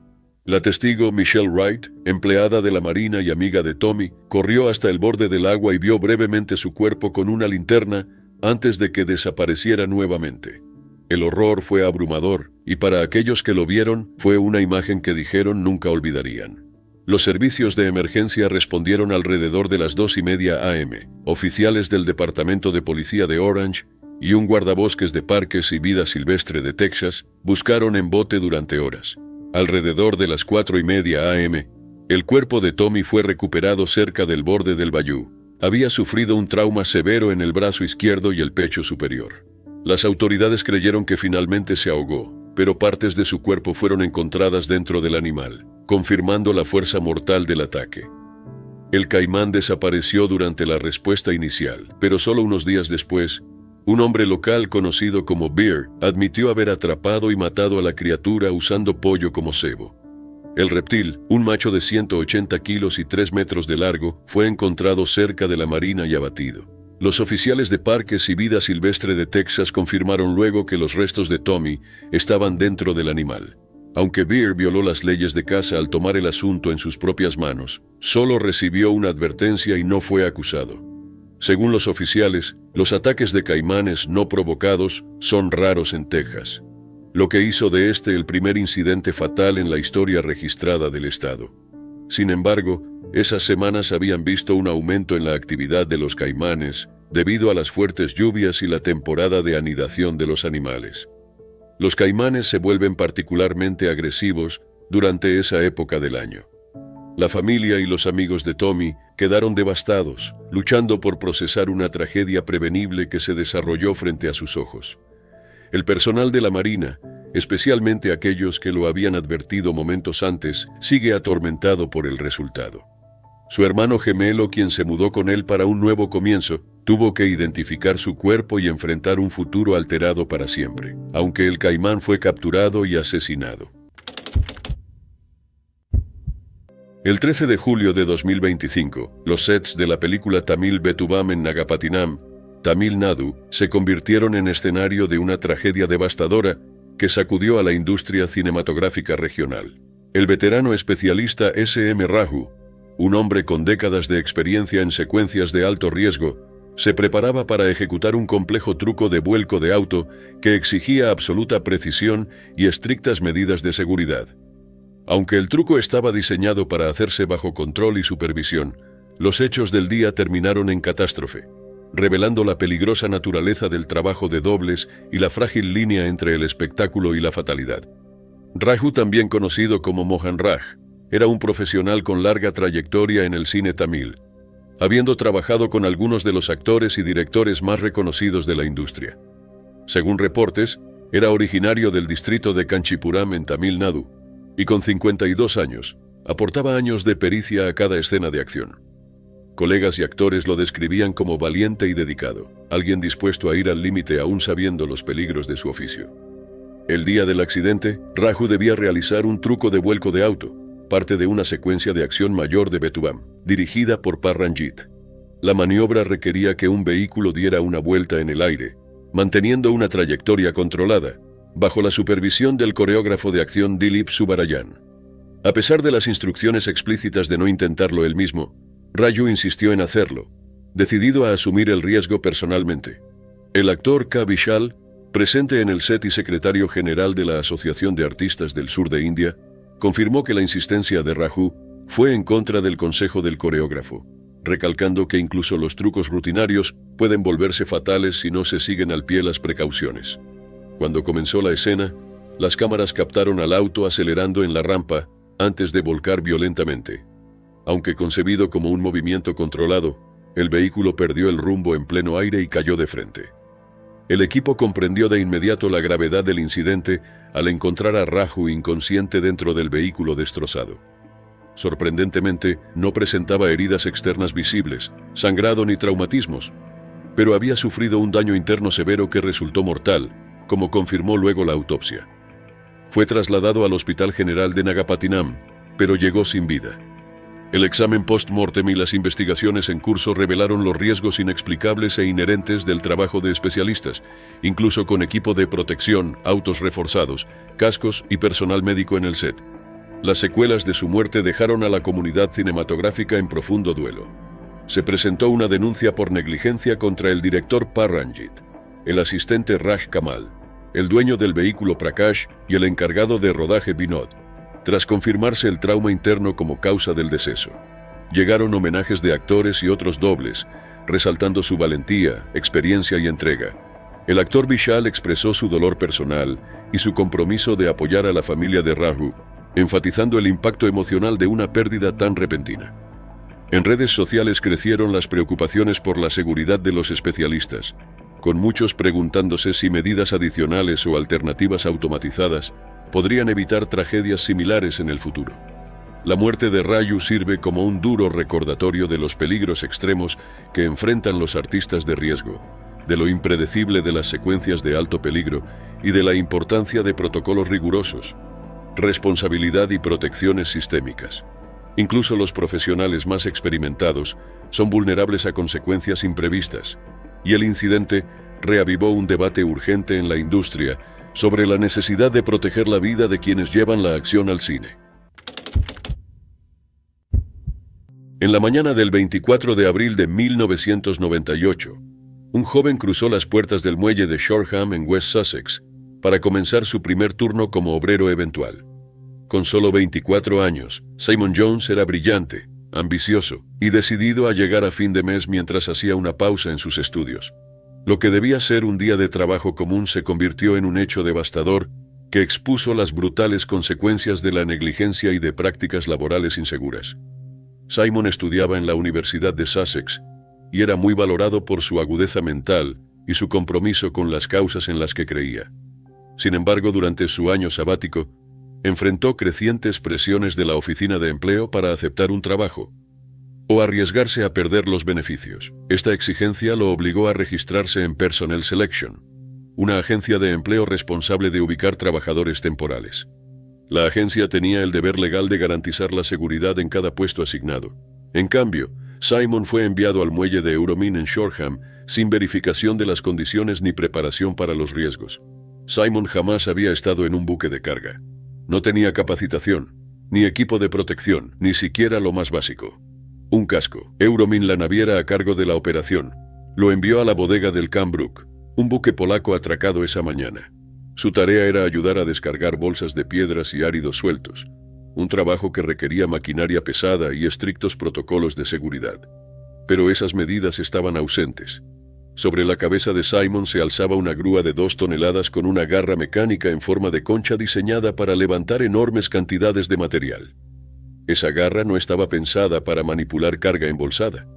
Sin embargo, semanas antes, el gerente general de Euromin, Richard Martel, había ordenado soldar ganchos dentro de las mandíbulas de la garra para usarla como atajo y evitar cambiar al accesorio correcto. El resultado fue un sistema peligroso en el que los trabajadores debían pararse debajo y entre las mandíbulas abiertas de la garra para enganchar cadenas a las bolsas. Alrededor de las 10:15 de esa mañana, menos de 2 horas después de iniciar su primer turno, ocurrió el desastre. El operador de la grúa, Jim Harris, no podía ver dentro de la bodega y dependía de las señales de un marinero polaco inexperto que actuaba como señalero. En la cabina, una palanca muy sensible que controlaba la garra se activó por accidente al engancharse con la ropa del operador. Las mandíbulas se cerraron de golpe, provocando lesiones fatales que acabaron al instante con la vida de Simon. Murió de inmediato por fracturas de cráneo, antes de que alguien pudiera reaccionar. Testigos describieron el accidente como tan súbito que ni siquiera comprendieron lo ocurrido hasta que ya era tarde. La muerte de Simon era evitable. Nunca debió haber sido enviado a un entorno tan peligroso sin formación, sin protección y sin supervisión. Las investigaciones revelaron que tanto Euromin como Personnel Selection incumplieron sus obligaciones legales. Pero la rendición de cuentas resultó esquiva. Al principio, la Fiscalía de la Corona rechazó presentar cargos de homicidio involuntario alegando falta de pruebas. Solo tras una revisión judicial se revirtió la decisión, llevando a juicio en el Old Bailey. En el tribunal, los fiscales sostuvieron que la muerte de Simon fue consecuencia directa de negligencia grave, señalando el sistema inseguro de Martel y el desprecio de Euromine por los procedimientos. Sin embargo, el jurado absolvió tanto a Martel como a Euromine de homicidio involuntario. La empresa solo fue declarada culpable de violar normas de salud y seguridad y multada con 50.000 libras, suma considerada ampliamente insuficiente dadas las circunstancias. Para la familia de Simon, el veredicto profundizó su dolor. De esa determinación nació la campaña memorial Simon Jones. El movimiento atrajo atención nacional con protestas directas, incluyendo ocupaciones del muelle de Shoreham y de las oficinas de Personnel Selection, exigiendo mayores protecciones para trabajadores eventuales. La muerte de Simon sigue siendo un recordatorio del costo humano cuando la ganancia se impone sobre la seguridad. Su historia permanece como advertencia y llamado a la responsabilidad, porque las vidas humanas valen más que la conveniencia y el recorte de costos. Era el 24 de octubre de 1988 en Buenos Aires, Argentina. Lo que comenzó como un incidente aparentemente pequeño se transformó en una secuencia trágica de eventos que dejó a la ciudad en shock. Cachi, un caniche de la familia Montoya, jugaba en su departamento aquel día. Uno de los niños lanzó una pelota de tenis que rebotó en el balcón. Corrió tras ella, pero al llegar a la baranda algo salió mal. La barrera recién reparada cedió y cayó 13 pisos. En ese preciso momento, Marta Espina, de 75 años, caminaba por debajo. No tuvo tiempo de reaccionar cuando Cachi la golpeó en la cabeza. El impacto fue fatal tanto para el perro como para Marta. Una multitud se reunió alrededor de los cuerpos sin vida de Marta y Cachi. Entre ellos estaba Edith Sola, de 46 años, que caminaba cerca. Mientras estaba cerca de la escena, un autobús se acercaba por la avenida Rivadavia. Edith accidentalmente dio un paso de más hacia la calle. El conductor, incapaz de frenar a tiempo, viró, pero no pudo evitar atropellarla. Fue lanzada al pavimento y los testigos horrorizados vieron todo ocurrir en segundos. La tragedia no terminó allí. Uno de los testigos, un hombre cuya identidad nunca se reveló, había observado toda la secuencia, desde la caída de Cachi hasta el fallecimiento de Marta y luego el accidente de Edith. La visión abrumadora fue demasiado para él. Mientras permanecía allí, de repente se desplomó sujetándose el pecho. Los transeúntes corrieron a su lado y los paramédicos llegaron en minutos. Pero el hombre no sobrevivió, sufrió un infarto. En menos de unos minutos 4 vidas fueron perdidas, 3 personas y un perro. En un accidente como ningún otro que la ciudad hubiera visto. Los periódicos locales publicaron titulares como 4 vidas perdidas en un accidente, el extraño caso de Cachi el caniche. La cadena de eventos parecía demasiado irreal para creer. Incluso años después, se referían a ella en películas y redes sociales, convirtiéndose en un ejemplo escalofriante de cuán impredecible puede ser la vida. La historia se convirtió en una leyenda en Buenos Aires, para siempre vinculada al barrio de Caballito. Un simple juego con una pelota de tenis llevó a una pérdida de vidas inimaginable. Los eventos de ese día siguen siendo uno de los accidentes más inquietantes en la historia de la ciudad. La noche del 7 de septiembre de 1996, las calles de Las Vegas se sacudieron con disparos que marcaron el principio del fin para una de las figuras más icónicas de la música. Lo que ocurrió en una intersección tranquila cerca del Strip conmocionó al mundo y dejó unas últimas palabras que todavía resuenan. Tupac Shakur era más que un rapero. Fue poeta, actor y una voz revolucionaria que desafiaba las normas sociales y amplificaba los relatos de los márgenes. Con carisma, letras crudas y comentarios sin filtros sobre raza, violencia y desigualdad, Tupac se convirtió en un símbolo cultural. Ya había lanzado varios álbumes exitosos, actuado en películas importantes e inspirado a millones, todo antes de cumplir 25 años. Pero su vida también estuvo cargada de polémicas, rivalidades y problemas legales. La noche del tiroteo, Tupac asistió a la pelea de Mike Tyson contra Bruce Seldon en el MGM Grand de Las Vegas junto a Suge Knight, director de Death Row Records. Tras la pelea ocurrió una pelea en el lobby entre Tupac, Suge y Orlando Anderson. miembro de los Southside Compton Crips. Tupac lanzó el primer golpe. El hecho quedó registrado por las cámaras del hotel, y solo unas horas después llegó la represalia. Esa misma noche Tupac y Suge salieron del Hotel Luxor con la intención de ir a un evento en el Club 662. Alrededor de las 11:15 de la noche, al detenerse en un semáforo en Flamingo Road y Cobalt Lane, un Cadillac blanco se acercó al lado del pasajero del BMW negro donde viajaban. Desde el interior, un atacante disparó varias veces con una Glock calibre 40. Tupac recibió 4 disparos. 2 en el pecho, 1 en el brazo y otro en el muslo. Una bala perforó su pulmón derecho. Suge fue rozado por una bala, pero no perdió el conocimiento. Chris Carroll, un oficial de policía que estaba cerca, fue el primero en llegar. Se acercó al auto y abrió la puerta del lado del pasajero. Tupac, cubierto de sangre y con sus joyas doradas empapadas en rojo, cayó en sus brazos. Mientras Carroll lo sostenía, Suge gritaba el nombre de Tupac una y otra vez buscando una reacción. Tupac intentó hablar, perdiendo fuerza con rapidez. Carroll intentó obtener una confesión antes de su muerte, preguntándole varias veces quién lo había atacado. Tupac no respondió, pero luego, como reuniendo toda su energía restante, miró fijo a los ojos de Carroll. Su expresión cambió de golpe, dejó de resistirse y pareció en paz, casi aceptando su destino. Con gran esfuerzo abrió la boca y dijo 2 palabras finales. Según Carroll, esas palabras fueron, "que te jodan". Momentos después, Tupac empezó a ahogarse y perdió el conocimiento. Fue trasladado al Centro Médico Universitario del Sur de Nevada. Los médicos hicieron todo lo posible por estabilizarlo. Lo conectaron a un respirador, fue operado varias veces y le extirparon un pulmón. Aunque lo sedaron y le indujeron un coma, su estado seguía siendo crítico. Recuperó la conciencia una vez, cuando su novia Kidada Jones le puso la canción Vincent de Don McLean al lado de su cama. Su estado empeoró rápidamente, y el 13 de septiembre Tupac murió por un paro respiratorio y cardíaco. Tenía 25 años. Su muerte dejó una marca permanente en la música, la cultura y en millones de seguidores. Las últimas palabras de Tupac no fueron un pedido de ayuda ni un clamor de justicia. Fueron un grito final de su vida, desafiante, sin censura e imposible de olvidar. Comenzó como una emoción imprudente, un intento de buscar una adrenalina inspirada en videos en línea. Pero para François Hallé, lo que empezó como una peligrosa acrobacia rápidamente se convirtió en algo mucho más trágico. Un momento irreversible que dejó a sus amigos en shock y a una comunidad de luto. A los 22 años, François era descrito por quienes lo conocían como alguien divertido y aventurero. El joven formaba parte de un grupo muy unido de amigos en Quebec que recientemente había mostrado interés por una acrobacia viral conocida como surf en el sofá. Inspirados por videos en línea, la actividad consistía en sentarse en un sofá atado a la parte trasera de un vehículo en movimiento, generalmente una camioneta o furgoneta, y ser arrastrado a gran velocidad por caminos rurales. Para François y sus amigos, se convirtió en una forma de romper la rutina, sentirse vivos y buscar una emoción sin pensar completamente en las consecuencias.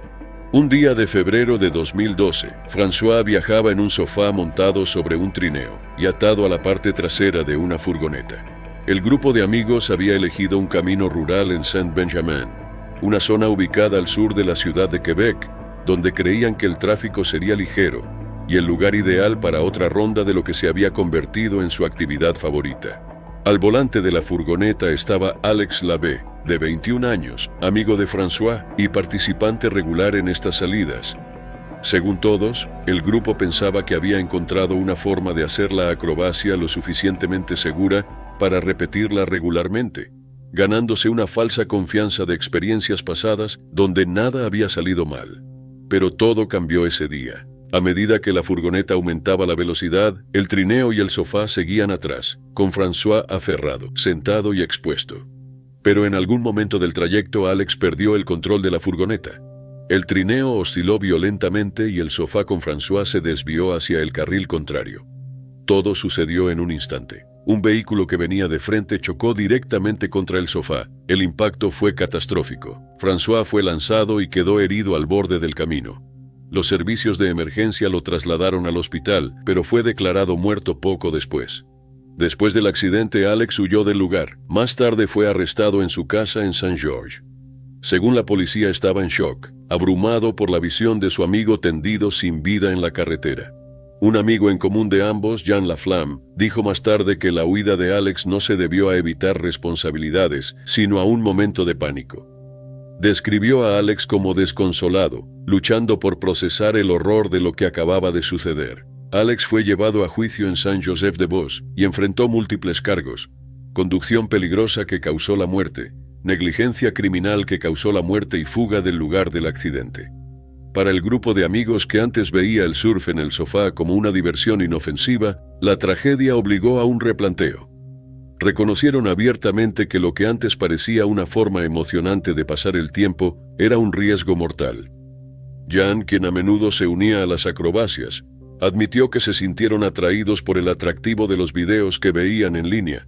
Se cree que François fue la primera persona en morir mientras intentaba realizar esta actividad viral, un sombrío hito que resalta las consecuencias letales de imitar acrobacias peligrosas para entretenimiento.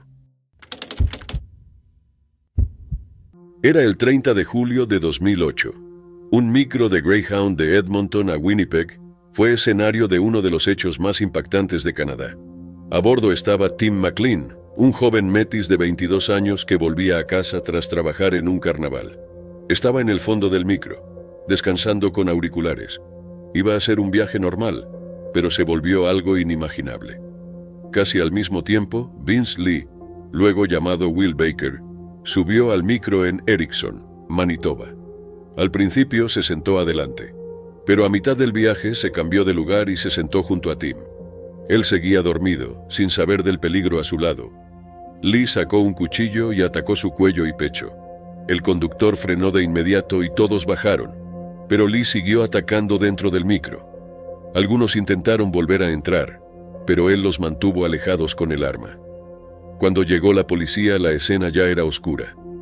Tim había muerto, y los testigos dijeron que Lee hizo más que quitarle la vida.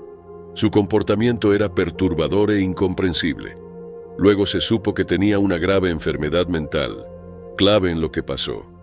Lee fue arrestado sin oponer resistencia. Muchos testigos quedaron traumatizados, sin poder entender cómo eso ocurrió en público. Luego se reveló que Lee tenía esquizofrenia no tratada.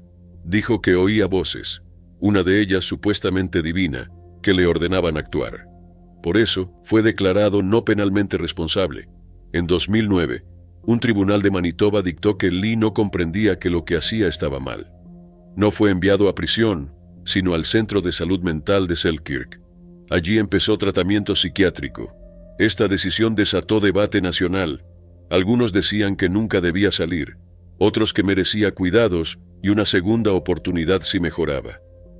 Carol de Deley, madre de Tim, nunca dejó de alzar la voz. Perder a su hijo de ese modo fue algo que ningún padre debería vivir. Pero lo que más dolía era saber que el responsable podría volver a vivir libre. En 2015, Lee empezó a salir del hospital con permisos supervisados. En 2017, cambió su nombre legalmente a Will Baker. El Comité del Código Penal de Manitoba dijo que ya no era un riesgo y le dio el alta total. Eso significaba libertad sin antecedentes, si seguía el tratamiento y reportaba su ubicación a médicos. Sintieron que no hubo justicia. Carol llamó al fallo un gran error del sistema. Creía que alguien que causó tanto dolor no debía salir sin condiciones. Empezó a pedir cambios en las leyes canadienses sobre los no penalmente responsables. Will Baker luego mostró arrepentimiento, pero muchos creyeron que nada podía reparar el trauma causado. La sociedad quedó dividida. Algunos apoyaban la rehabilitación de personas con enfermedades mentales, otros temían que quienes cometen actos violentos fueran liberados con facilidad. El caso se comparó con otros, como el juicio de 2022 a Jeremy Skibicki, donde se usó la misma defensa. Esto llevó al público a cuestionar cómo el sistema trata a personas con trastornos mentales graves que cometen crímenes violentos. Sobre Will Baker, su vida actual es un misterio. No se sabe si realmente se reintegró, pero lo cierto es que la historia de Tim McLean no se olvidó. Su familia sigue luchando por un sistema que equilibre tratamiento con responsabilidad. La tragedia abrió preguntas difíciles que Canadá aún intenta responder. sobre seguridad, salud mental y justicia. Para quienes conocieron a Tim, el dolor sigue ahí. Era jueves 20 de julio de 2023, en la ciudad de Nueva Taipei, Taiwán. Huang, una estudiante de 21 años de la Universidad Nacional Chengchi, se dirigía a la escuela esa tarde. Había salido de un edificio cercano y se detuvo en una parada de autobús cerca de la salida 2 de la estación de MRT Shimpu, en el distrito de Bancao. Exactamente a la 1:06 de la tarde, un aire acondicionado de 30 kilogramos cayó desde el 17º piso de un edificio cercano, golpeándola en la cabeza y lesionándole las piernas. Los transeúntes corrieron a ayudar, incluyendo algunas enfermeras que estaban en la zona. Intentaron asistirla mientras alguien llamaba a los servicios de emergencia. Una ambulancia llegó y la trasladó al Hospital Memorial Far Eastern. Pero Huang no sobrevivió debido a la gravedad de sus heridas. Amigos, compañeros de clase y funcionarios universitarios estaban devastados. Huang era una estudiante de finanzas con un futuro brillante, y su escuela expresó profundo pesar. Un testigo recordó ver a Huang tendida e inmóvil, con sangre acumulándose a su alrededor, mientras la unidad de aire acondicionado rota yacía cerca. Fue una escena desgarradora que muchos encontraron difícil de olvidar. Su atención se centró en el trabajador responsable de instalar la unidad, Lee, de 31 años. Él había sido asignado para instalar la unidad en un apartamento del 17º piso, pero no la había asegurado correctamente. La fijó de manera errónea al marco de la ventana. Lee admitió que carecía de experiencia en este tipo de instalaciones. De hecho, incluso había llamado a un colega anteriormente para pedir orientación. La unidad no estaba lo suficientemente asegurada y se soltó cayendo a la calle abajo. Huang estaba directamente en su camino. Lee fue detenido para interrogatorio y reconoció su responsabilidad. Las autoridades lo acusaron de homicidio imprudente, un delito grave en Taiwán que puede llevar a hasta 5 años de prisión o una multa de $500,000 taiwaneses. La empresa que lo empleaba fue multada con $300,000 taiwaneses por violar las normativas de seguridad, según la Ley de Seguridad y Salud Ocupacional. Si se hubieran seguido las medidas de seguridad adecuadas, la unidad no se habría caído. El incidente generó amplias discusiones sobre la seguridad en la construcción, especialmente en edificios altos. Muchos pidieron regulaciones más estrictas para prevenir accidentes similares en el futuro. Asegurarse de que las instalaciones como estas sean correctamente inspeccionadas y verificadas podría significar la diferencia entre la vida y la muerte. La comunidad y la Universidad Nacional Chengchi instaron a una mayor aplicación de las normas de seguridad para prevenir más tragedias. Para la familia de Huang, la pérdida fue insoportable. Ella había sido una joven ambiciosa con un futuro prometedor y su vida fue arrebatada en un instante. Toda la comunidad lloró su partida, luchando por entender cómo un accidente tan prevenible le costó la vida. A medida que continuaron las discusiones sobre la seguridad, las autoridades enfatizaron la importancia de la responsabilidad en cada trabajo, sin importar lo pequeña que parezca la tarea. Este devastador accidente fue una llamada de atención para los trabajadores de la construcción, los empleadores y los reguladores para tomar la seguridad laboral con mayor seriedad. La historia de Huang no será olvidada. El impacto de esta tragedia impulsó conversaciones importantes sobre seguridad, responsabilidad y las medidas necesarias para prevenir incidentes similares en el futuro. El 14 de agosto de 2017, en el centro de Vancouver, Canadá, Sequana Joy Harris, conocida por sus amigos como SJ, estaba junto a su motocicleta en el set de Deadpool 2. Había sido elegida como doble de la actriz Zazie Beetz, quien interpretaba al personaje Domino. Este era su primer trabajo como doble de riesgo y un gran momento en su carrera. SJ no era una motociclista cualquiera. Fue la primera mujer afroamericana con licencia profesional para competir en carreras de motos en carretera. Pero ese día terminó en tragedia. Nacida el 11 de diciembre de 1976 y criada en Brooklyn, Harris no comenzó a montar hasta 2009. Empezó a competir en 2012 y obtuvo su licencia al año siguiente. Para 2014, había hecho historia y formado su propio equipo Threader Racing. Corría con el número 24 y usaba su plataforma para alentar a más mujeres y personas negras a ingresar al deporte. En 2017, competía en la Championship Cup Series, ganando carreras y ganándose el respeto en el mundo de las carreras. Nunca había trabajado como doble de riesgo. Fue contratada porque los productores querían que la doble se pareciera a la actriz, tanto en apariencia como en antecedentes. Si bien esta elección fue vista como un avance por algunos, otros se preguntaron si comprometía la seguridad. El trabajo de doble de riesgo no es lo mismo que correr, requiere movimientos ensayados bajo presión y frente a un equipo. Aunque Harris era hábil, muchos creen que no habría sido elegida si los responsables pensaran que no estaba lista. La acrobacia era bajar por una rampa y detenerse en una plataforma. Pero no usaba su propia moto. Montaba una Ducati 939 Hyperstrada en lugar de su habitual Kawasaki Ninja 300. Y no llevaba casco. Esto se debía a que el personaje que interpretaba no usaba uno en la película. Los dobles de riesgo usan cascos especialmente diseñados disfrazados con pelucas, pero Harris fue una sustitución de última hora. No hubo tiempo para hacer uno nuevo, así que la escena continuó sin él. Había ensayado la acrobacia 5 veces sin problemas, pero en la primera toma real, algo salió mal. Según WorkSafe BC, Harris bajó por la rampa como estaba previsto, pero no se detuvo en la plataforma. En cambio, continuó por una segunda rampa que conducía a la calle. Chocó contra un bordillo, fue lanzada de la motocicleta y golpeó una ventana de vidrio. Los testigos dijeron que la motocicleta aceleró y brevemente se elevó del suelo. Se suponía que solo debía ir a unas 10 a 15 millas por hora, pero la mezcla de presión, falta de equipo y falta de experiencia en acrobacias creó una situación peligrosa. La investigación que siguió reveló varias fallas. WorkSafe BC descubrió que 20th Century Fox no realizó una evaluación de riesgos adecuada. También señalaron que a Harris no se le proporcionó un casco y que no había barreras para evitar que saliera del área controlada. Estas brechas de seguridad contribuyeron directamente al accidente. El estudio respondió diciendo que no estaban de acuerdo con algunos de los hallazgos, pero confirmaron que habían actualizado sus prácticas de seguridad. Llegaron a un acuerdo privado con la familia de Harris. Su fallecimiento ocurrió solo semanas después de que otro doble de riesgo, John Bernecker, perdiera la vida en el set de The Walking Dead.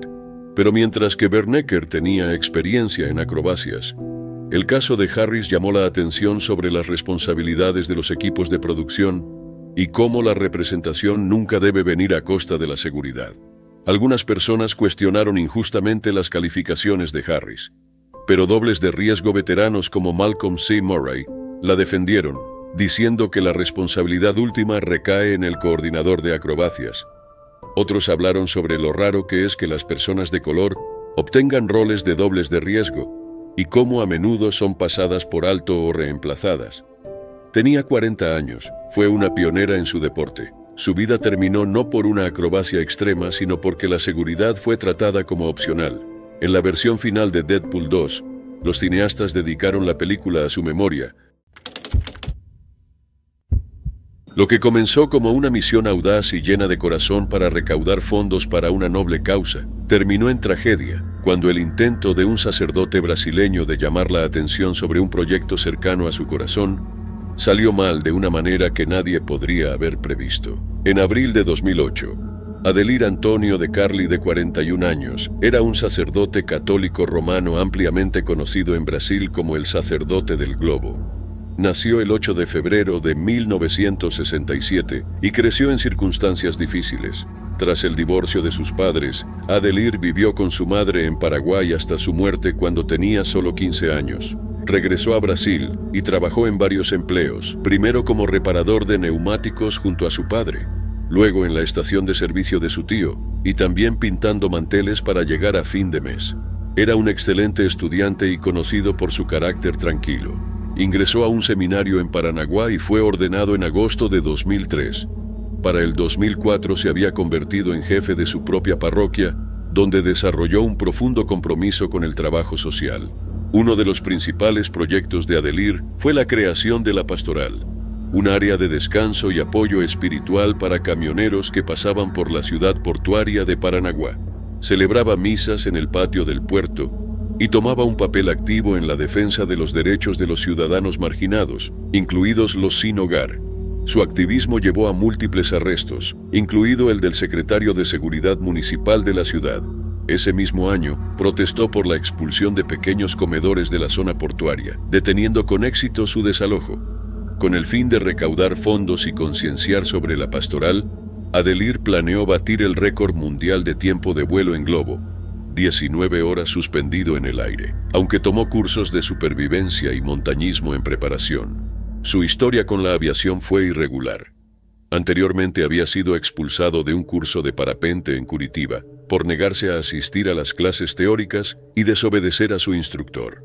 Aún así, en enero de 2008, completó un vuelo exitoso de 4 horas desde Ampere hacia Argentina usando 600 globos y alcanzando una altitud superior a los 5.000 metros. El 20 de abril de 2008, Adelir hizo su segundo y último intento. Después de celebrar misa esa mañana, despegó de Paranaguá en una silla atada a 1.000 globos de colores brillantes. Aunque el clima era lluvioso y nublado, continuó equipado con un paracaídas, ropa impermeable, un sistema de posicionamiento global, teléfono satelital y móvil, un dispositivo de flotación y suficiente comida y agua para 5 días. Su destino previsto era Dourados, a más de 700 kilómetros, donde vivía su hermano Marcos. Al principio ascendió mucho más alto de lo esperado y llegó hasta los 5.700 o incluso 6.000 metros. 8 horas después del despegue y a unas 30 millas de la costa, contactó con la autoridad portuaria de Paranaguá y pasó sus coordenadas. También reportó estar muy frío y tener problemas con su sistema de posicionamiento global. Fue su última comunicación conocida. Esa noche comenzaron las operaciones de búsqueda con la participación de la Armada brasileña, la Fuerza Aérea y los bomberos locales. Aunque se encontraron restos de los globos flotando en el océano días después, la búsqueda se suspendió el 29 de abril, cuando las esperanzas de encontrarlo con vida se desvanecieron.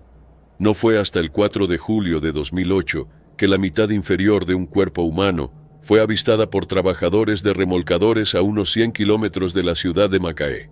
Con base en la ropa y otros materiales, las autoridades sospecharon que era Adelir. Las pruebas de ácido desoxirribonucleico confirmaron la identidad semanas después. Sus restos fueron devueltos a Paranaguá, donde los feligreses lo recibieron con aplausos. Se celebró una misa en su honor y fue enterrado en una capilla especial. Era un sábado por la noche de 2017 en el pequeño pueblo de Jičín, al noreste de la República Checa. Una madre de 65 años y su hija de 45 estaban en la casa de jardín de una amiga, disfrutando de una sauna. Iba a ser una noche tranquila, pero terminó en tragedia. Las dos llevaban un tiempo usando el sauna. Con el pasar de los minutos, la dueña empezó a notar que algo no andaba bien. Estaban adentro más tiempo del habitual. Al ir a verlas, encontró una escena terrible. Ambas yacían inconscientes en el suelo. El picaporte de la puerta se había roto, dejándolas atrapadas. Con el calor en aumento, intentaron romper el pequeño vidrio de la puerta, pero no lograron salir. Había señales claras del esfuerzo. La policía llegó y confirmó lo peor. Luego se supo que murieron por golpe de calor. Una noche pensada para relajarse terminó en desastre. Las fotos difundidas por las autoridades fueron claras. Una mostraba el picaporte roto, otra, el vidrio destrozado en su intento por huir. Las toallas tiradas en el suelo daban cuenta de lo rápido que se descontroló todo. Según Iva Kormosova, la vocera policial, llevaban unos 90 minutos adentro antes de ser encontradas. Su amiga se preocupó con el paso del tiempo, pero cuando fue a verlas, ya era tarde. Esa demora les costó la vida. La autopsia confirmó el golpe de calor como causa. El calor extremo, el picaporte roto y la imposibilidad de salir generaron una situación imposible de resistir. El sauna hecha para dar confort se volvió una trampa mortal. El caso generó preocupación sobre la seguridad en saunas privadas. El fallo del picaporte fue clave para que no pudieran escapar. Las imágenes del vidrio roto y las partes dañadas mostraban su lucha. Fue un recordatorio de que algo tan cotidiano puede volverse letal si falla la seguridad.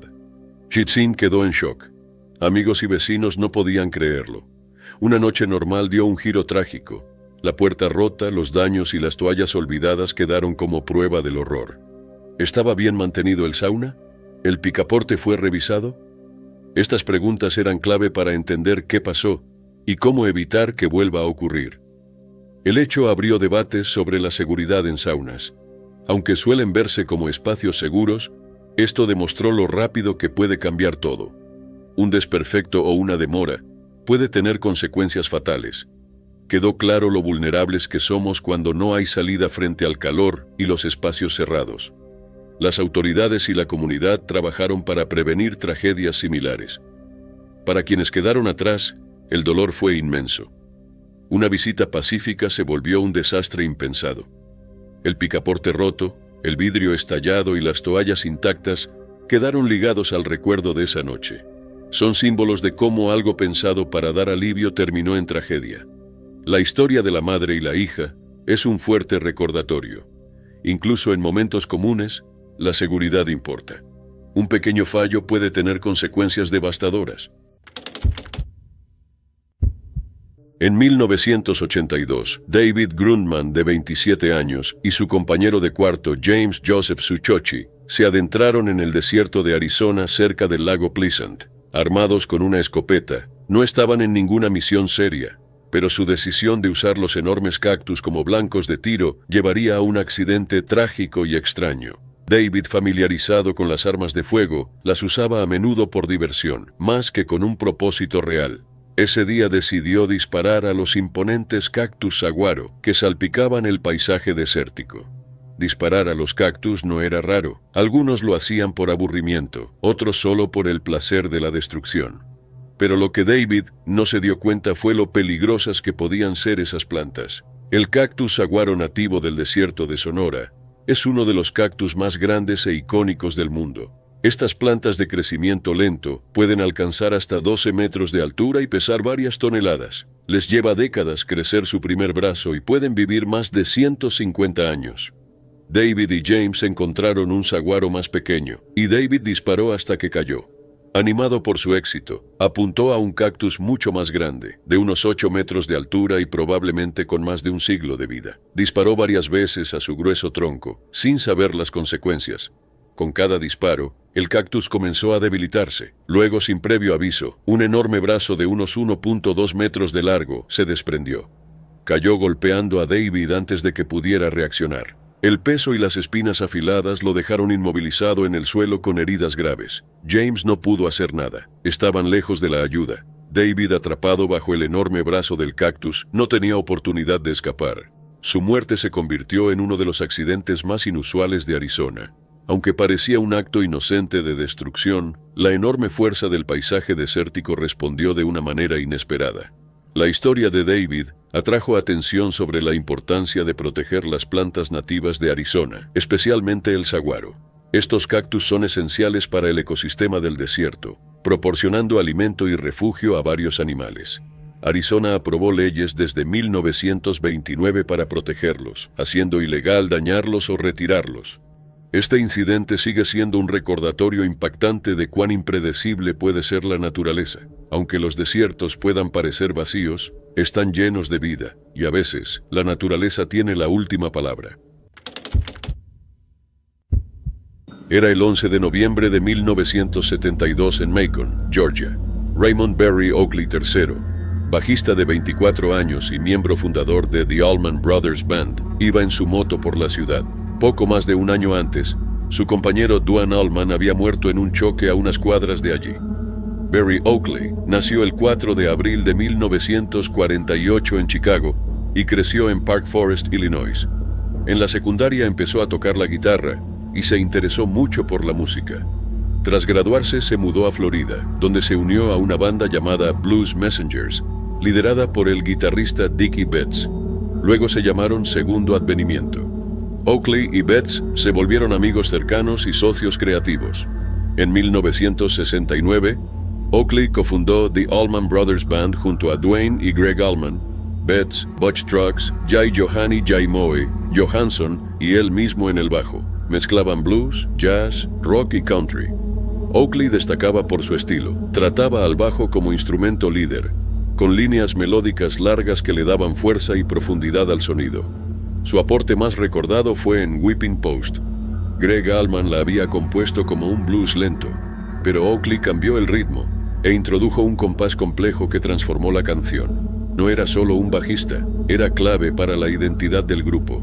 Jordan Perry, roadie de la banda, dijo que Oakley tocaba el bajo como un guitarrista. Jay Moy, uno de los bateristas, decía que Oakley lo hacía sentir cómodo en escena, al mantener un ritmo firme pero flexible. Pero la muerte de Duane Allman lo afectó mucho.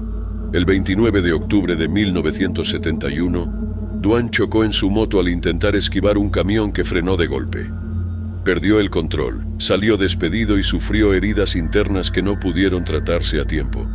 Tenía 24 años. Desde entonces, Oakley cambió. Sus amigos notaron que se volvió más distante y bebía más. Betts dijo luego que Oakley no podía imaginar la vida sin Duane. El 11 de noviembre de 1972, Oakley iba en su Triumph 1967 por Napier Avenue cuando tomó una curva cerrada cerca de Inverness Avenue. Cruzó la línea central y chocó con un autobús. Pegó primero en la parte delantera, luego en la trasera, y salió volando de la moto golpeándose la cabeza. Oakley rechazó atención médica y fue a su casa. Horas después se sintió confundido y con dolor, y un amigo lo llevó al hospital. Los médicos detectaron fractura de cráneo e inflamación cerebral. A pesar de los esfuerzos, ya era tarde. Luego dijeron que el golpe fue tan grave que ni siquiera la atención inmediata habría bastado. Tenía 24, la misma edad que Duane al morir. Las similitudes eran inquietantes. Ambos murieron en moto, salieron despedidos y fue a solo 3 cuadras de distancia en Macon. Están enterrados uno al lado del otro en Rose Hill Cemetery, lugar que inspiró parte de su música. Antes de morir, Oakley grabó temas como Wasted Words y Ramblin' Man para el álbum Brothers and Sisters. Su trabajo en At Fillmore East, Idlewild South y Eat a Peach ayudó a definir el rock sureño. No solo acompañaba, también marcaba el rumbo creativo de la banda. Georgia dio su nombre a un puente, Raymond Berry Oakley III, y la ruta que lleva allí se llama Duane Allman Boulevard. Su amistad, música y descanso final siguen unidos.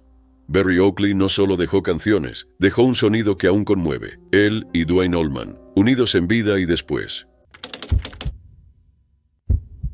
El 8 de abril de 1994, se halló un cuerpo en un pequeño invernadero detrás de una casa tranquila en Seattle. A su lado había una escopeta, una maceta chica y una nota manuscrita dirigida a alguien que nadie más conocía. El hombre era nada menos que Kurt Cobain, uno de los músicos más icónicos de su generación. Kurt Cobain no solo era el líder de Nirvana, sino también uno de los artistas más influyentes de su época. Surgido de la escena grunge de Seattle, Nirvana transformó el panorama musical con su sonido crudo y letras sin concesiones. Con canciones como Smells Like Teen Spirit, Come As You Are y Heart-Shaped Box, Kurt se volvió la voz de una generación desencantada con las normas tradicionales y lo mainstream. Pero la fama no le trajo paz. Detrás del éxito había un hombre cargado de dolor crónico, depresión y adicción. Sufría una afección estomacal de por vida que le causaba molestias intensas y lo empujó hacia sustancias peligrosas para encontrar alivio. También lidiaba con la presión de la fama, el acoso mediático y una relación inestable con su esposa Courtney Love, con quien tuvo una hija Frances. A comienzos de 1994, Kurt tenía 27 años. Estaba en la cima del mundo, pero ni ese nivel de éxito podía superar sus luchas internas.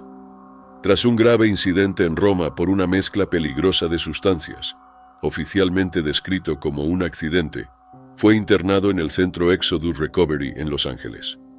Solo 2 días después, escapó saltando una pared de 6 pies. A partir de ahí, todo se aceleró. El 2 de abril volvió a Seattle y compró cartuchos de escopeta. Le dijo al taxista que había sido robado y quería protegerse. Lo que nadie sabía era que ya había perdido el acceso a armas por 2 intervenciones policiales. Para evitar problemas, hizo que un amigo comprara la nueva escopeta por él. Los días siguientes no están del todo claros. La mañana del 8 de abril, Gary Smith, un electricista contratado para instalar luces de seguridad, llegó a la casa de Cobain y halló el cuerpo. Al principio pensó que Kurt dormía, hasta que notó sangre saliendo de su oído. Cerca había una escopeta y una nota clavada en una maceta con una lapicera. La escopeta Remington calibre 20 estaba invertida sobre su pecho, con su mano izquierda sujetando el cañón. La autopsia reveló una alta concentración de un narcótico potente, equivalente a 1.52 miligramos por litro de morfina en sangre, además de rastros de Valium. También se encontraron pinchazos en ambos brazos, señal de inyecciones recientes.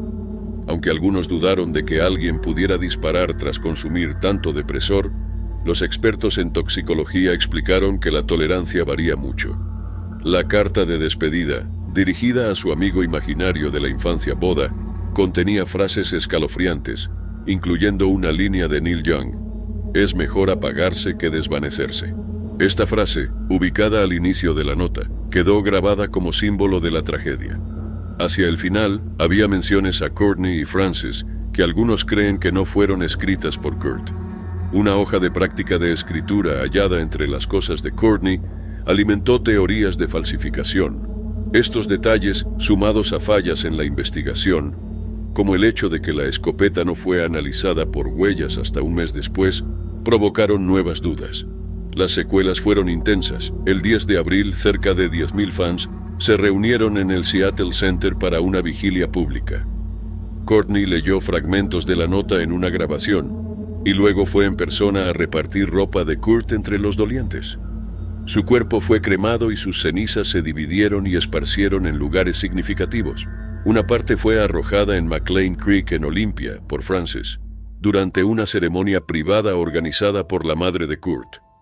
Aunque se dictaminó oficialmente que Kurt se quitó la vida, las dudas sobre su muerte nunca se disiparon del todo.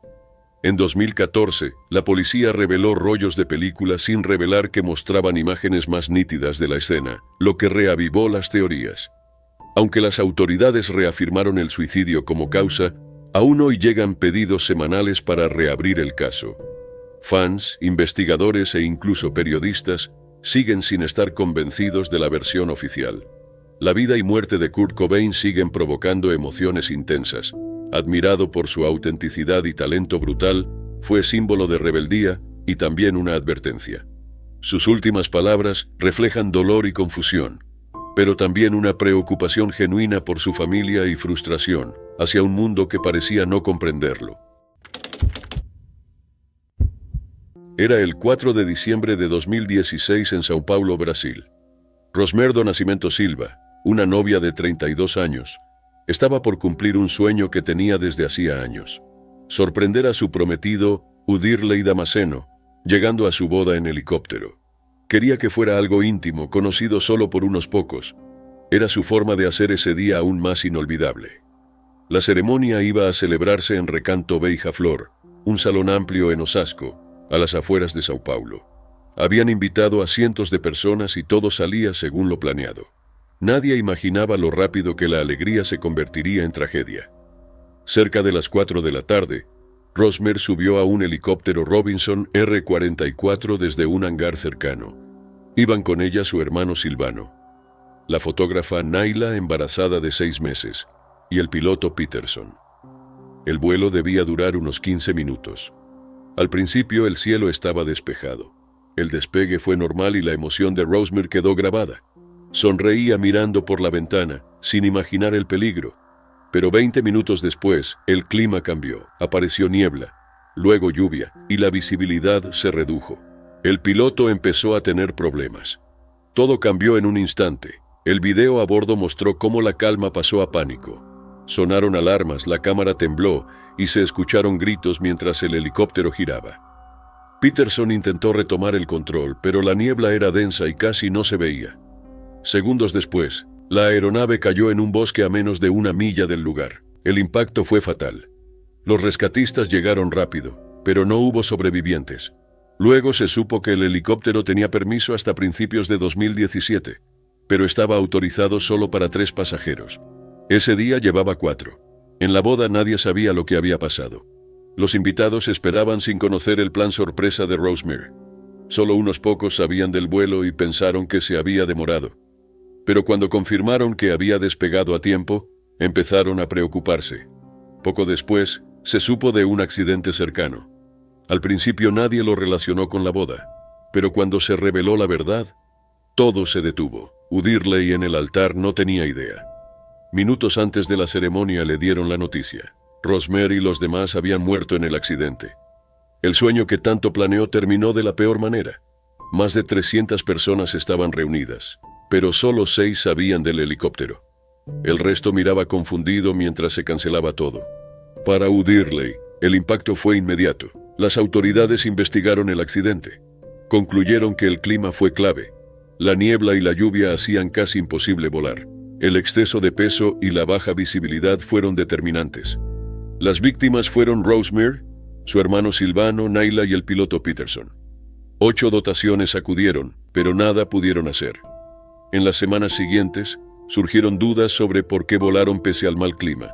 Algunos pensaron que reglas más estrictas habrían evitado la tragedia. Pero para quienes quedaron, eso no cambió el dolor. El video del vuelo fue publicado durante la investigación. Es una muestra aterradora de cuán rápido todo puede cambiar y de cómo algo hermoso puede terminar en horror. El sueño de Rosemary nunca se cumplió. En vez de una gran entrada, su historia pasó a ser una de las tragedias de boda más impactantes jamás registradas. Para Uddirley y las familias, fue una pérdida imposible de olvidar.